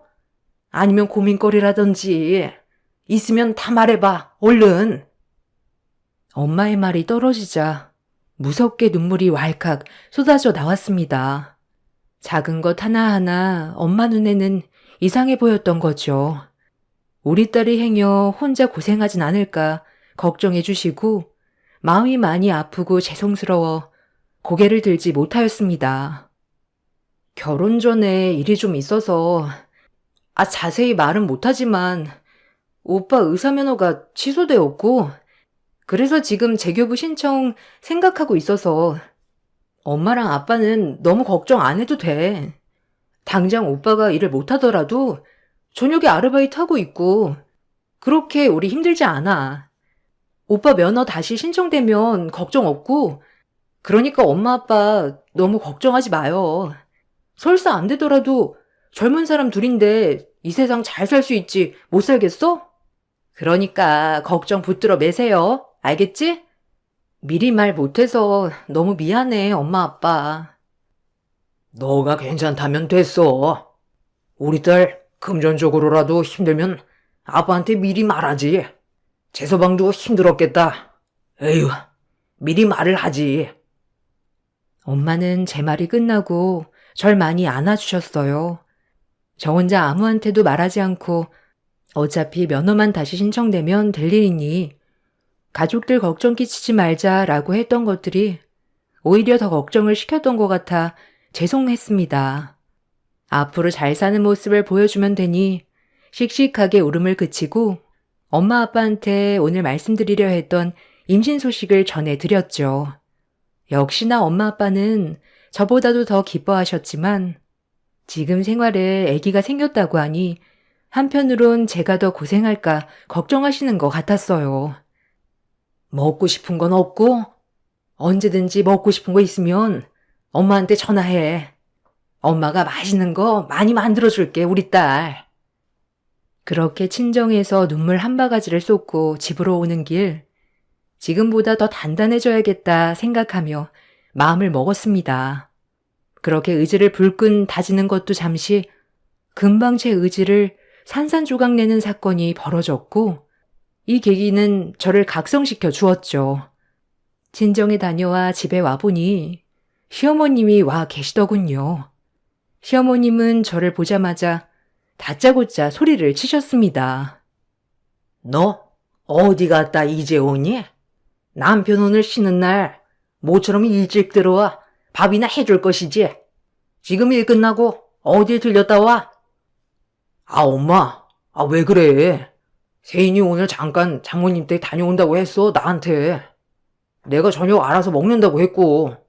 왜 그래요? 그래도 그렇지. 어딜 남편 혼자 집에 있는데 그렇게 돌아다니고 싶니? 내가 너 뭐 하나 보고 결혼시켰는 줄 알아?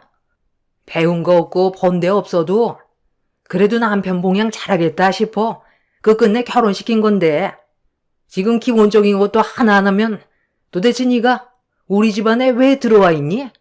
네가 어딜 가서 의사 남편 만날 줄 알아? 호강에 겨워 요강에 똥을 싸네 이게. 어머님, 지금 말 다 하셨어요?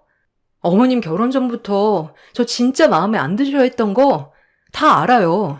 이유는 의사 아들 병원 하나 차려줄 며느리 없나 찾았는데 갑자기 평범한 저 같은 여자랑 결혼한다고 하니 어머님 화가 머리끝까지 나셨겠죠. 저 그래도 결혼해서 어머님, 아버님한테 못한 거 없고 짧은 시간이었지만 어머님한테 맞추고 살았다시피 했네요. 첫 만남에도 어머님이 무례하게 저 찾아오셨을 때 그냥 넘어갔어요. 충분히 더 좋은 며느리 얻고 싶어 하셨을 수도 있겠다 싶었고요. 제가 지금도 그렇게 싫으세요? 제가 어떻게 해드릴까요? 어머님이 원하는 걸 말씀해 보세요. 제가 뭘 어떻게 하면 되냐고요. 남편의 면허 취소 사건 이후로 참고 독하게 앞만 보고 달려왔던 길들이 시어머님 한 소리에 와장창 무너져 버렸습니다. 평소엔 더한 말도 하시는 분이었으나 그날만큼은 친정 부모님을 떠올리니 더 화가 나 심하게 말이 나와 버렸네요. 엄마, 왜 그래? 세인이가 얼마나 나 때문에 고생하는 줄 알아? 지금 세인이 홀몸도 아닌데 이렇게 스트레스 주면 어쩌자는 거야? 엄마는 아무것도 모르면서 왜 세인이한테 뭐라고 하는 거야? 세인아, 너 괜찮아? 방에 들어가 있어, 얼른. 남편이 서둘러 제 편을 들어주었지만 시어머님은 완강했습니다. 오히려 제 탓을 하였죠. 제가 남편을 이렇게 만든 거라고 소리를 질렀습니다. 애초에 결혼을 시키지 말아야 했었다고 더 화를 내었죠. 어머님이 더 화를 내니 남편은 말을 아꼈죠. 내 아들 아주 조정 잘해놨구나. 너 우리 아들이 얼마 버는 줄 알구나 하고 나한테 대드는 거니? 우리 아들 나가서 월 3천 버는 애야. 아니, 이것보다 이제 더 벌겠지. 너같이 꼴랑 2, 300 버는 애랑 급이 같다고 생각하는 거니? 본수에 맞지 않는 시집 왔으면 처음 했던 것처럼 조신한 척이라도 해야 봐줄만 하지. 너 지금 어쩌려고 이래? 당장 이혼당하고 너랑 니애 이 집에서 쫓겨나고 싶어서 그러는 거니? 이게 아주 눈에 패는 게 없어가지고 어딜 대들어? 우리 아들이 문제라고. 너 같은 걸 만나서 아직까지 페이닥터 나하고 너만 아니었음 병원 차려주겠다는 여자들 줄 섰어. 알아? 두두둑 현관에서 물건 떨어지는 소리에 모두들 현관으로 고개를 돌렸어요. 저희 아빠였네요. 오늘 그렇게 제가 울고 간 것이 신경 쓰여 최서방 기 좀 살려줄 겸 저 위로도 해줄 겸 위로자 방문했던 것이었죠. 전 그렇게 아빠 가슴에 대못을 받고 말았습니다. 그동안 딸이 시댁에서 이런 처우를 당한 걸 본 아빠는 너무 놀라 들고 오신 소지품을 떨어뜨린 거였어요. 사돈, 지금 말 다 했습니까? 그동안 우리 딸한테 이렇게 대한 겁니까?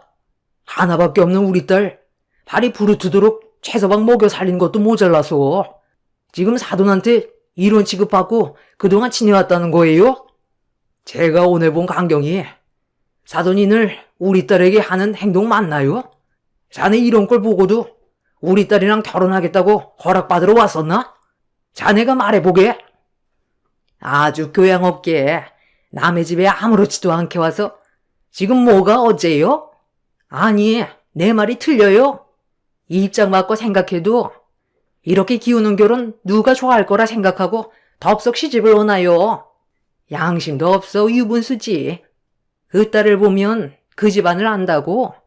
의사라고 홀랑 넘어가서 옳다구나 시집 보낸 그 집구석도 똑같지. 내가 우리 아들 봐서 그동안 참았는데 오늘은 못 참겠네요. 막상 말이 나온 김에 우리 애들 이혼시키자고요. 우리 아들이야 의사니 재장가 가도 잘 갈 거고 애는 그쪽 내가 키워도 상관없으니 이혼만 해줘요. 너 당장 이혼해. 너가 어디 페이닥터 할 급이니? 너 병원 차려준다고 한 사람들이 줄을 섰어. 알아? 번갈아 아빠와 남편을 보며 말을 하시는 시어머님을 보고 허탈하고 웃음밖에 안 나왔습니다. 아니, 이제 제 뒤에서 숨어 눈치만 살피는 남편이 세상 쪼다 같아 보였네요. 저랑 저희 아빠에게 이렇게 모욕을 당하는 걸 가만히 보고 있는 꼴이라니 더 이상 참을 수만은 없었습니다.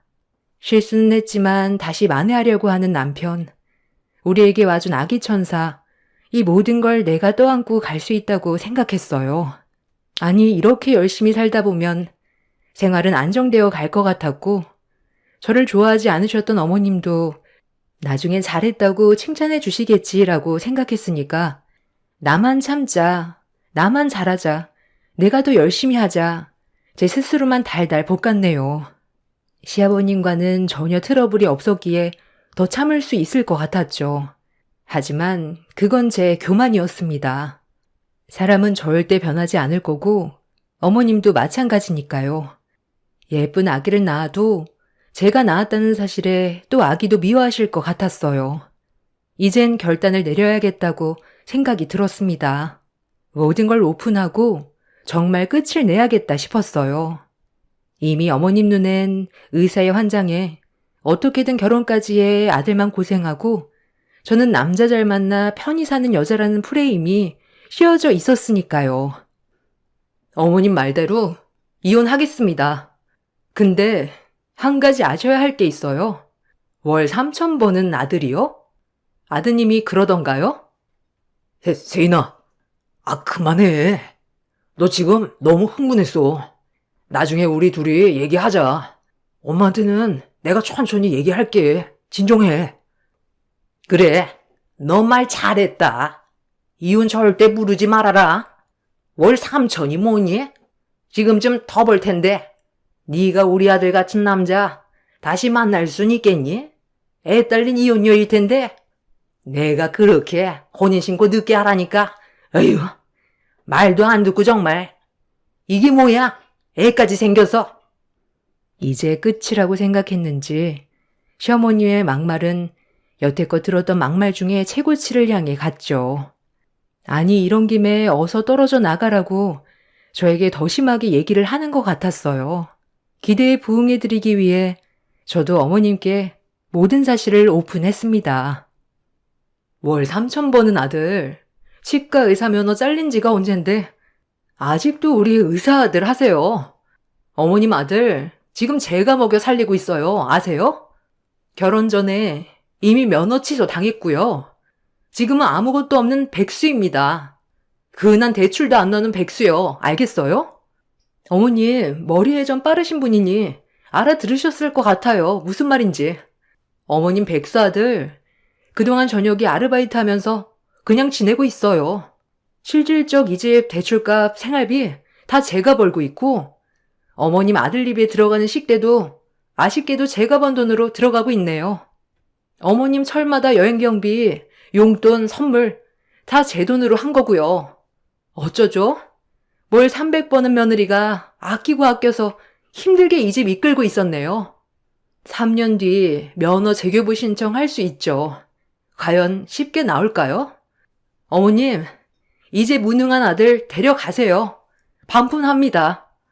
전 이제 여기서 손댈 거고, 어머님 하신 말씀대로 아드님 재장가 가시는데 방해되지 않게 태어나지도 않은 저희에게 친권 양육권 제가 가져갈게요. 더 이상 왈가왈부 말고 협의 이혼으로 끝내죠. 하고 방에 들어가 아빠 보고 트렁크 싸는 걸 도와달라고 했네요. 그래도 시어머님은 남편을 보고 무슨 말이냐고 하면서 길길이 날뛰었습니다. 그토록 믿는 아들, 이제 의사 면허도 없는데 어떡하나요? 남편도 제가 이렇게 터트릴 걸 예상 못했는지 더 이상 아무 말도 없었고요. 시어머님은 놀다 남편 보고 얼른 얘기하라고 다그치는 모습 뒤로 짐 싸서 나왔네요. 집 가는 길 친정 아빠 보고 너무 죄송하다고 했어요. 친정 아빠는 그래도 집 가는 길 절 많이 다독여 주시고 위로해 주셨습니다. 친정에 와 남편, 아니 전 남편 전화를 받고 협의 이혼하기로 결정했네요. 그동안 제가 뭘 지키려고 이렇게 아득바득 미련하게 살았나 싶기도 하며 허탈했습니다. 이혼을 하고 남편은 면허 재교부 신청이 이루어지지 않아 로스쿨 준비를 하고 있고요. 이혼을 결정했지만 중간에 시어머님의 장문에 톡 와 있었고 미안하다는 말, 제가 꼭 듣고 싶었던 그런 말이 와 있었습니다. 하지만 절대 용서되진 않고요. 전 남편이 힘들어해 문자를 보내셨다는 것도 알거든요. 어머님의 욕심을 쉽게 내려놓을 수 없다는 걸 알기에 문자를 보고 그냥 일십했네요. 그리고 번호를 차단했습니다. 더 이상은 엮이고 싶지 않아서요. 잘못 끼운 단추 지금이라도 다시 끼우려고 노력 중입니다. 그동안 아이는 출산하여 간간히 면접 교섭권에만 아이를 만납니다. 남편이 시험에 붙어 다시 떳떳해지면 프로포즈를 하겠다고 재결합을 하자고 하고 있고요. 이제는 이런 말에 흔들리지 않고 제 자신을 지키고 제 인생을 살아가 보고 있습니다. 전 남편이 많이 원망스럽지만 그래도 인생에 이렇게 큰 교훈을 남겨줬던 사람이라 좋은 기억만 남기려고 애쓰고 있어요. 쓰다 보니 길지 않은 인생, 저에게도 큰 시련 하나가 왔다가 갔구나 싶네요. 지금은 많이 단단해진 것 같아요. 제 인생엔 무엇과도 바꿀 수 없는 우리 딸이 있기에 오늘도 열심히 살아간답니다. 이 시대의 돌싱맘들 화이팅을 남기며 글을 마칠게요. 읽어주셔서 너무 감사합니다.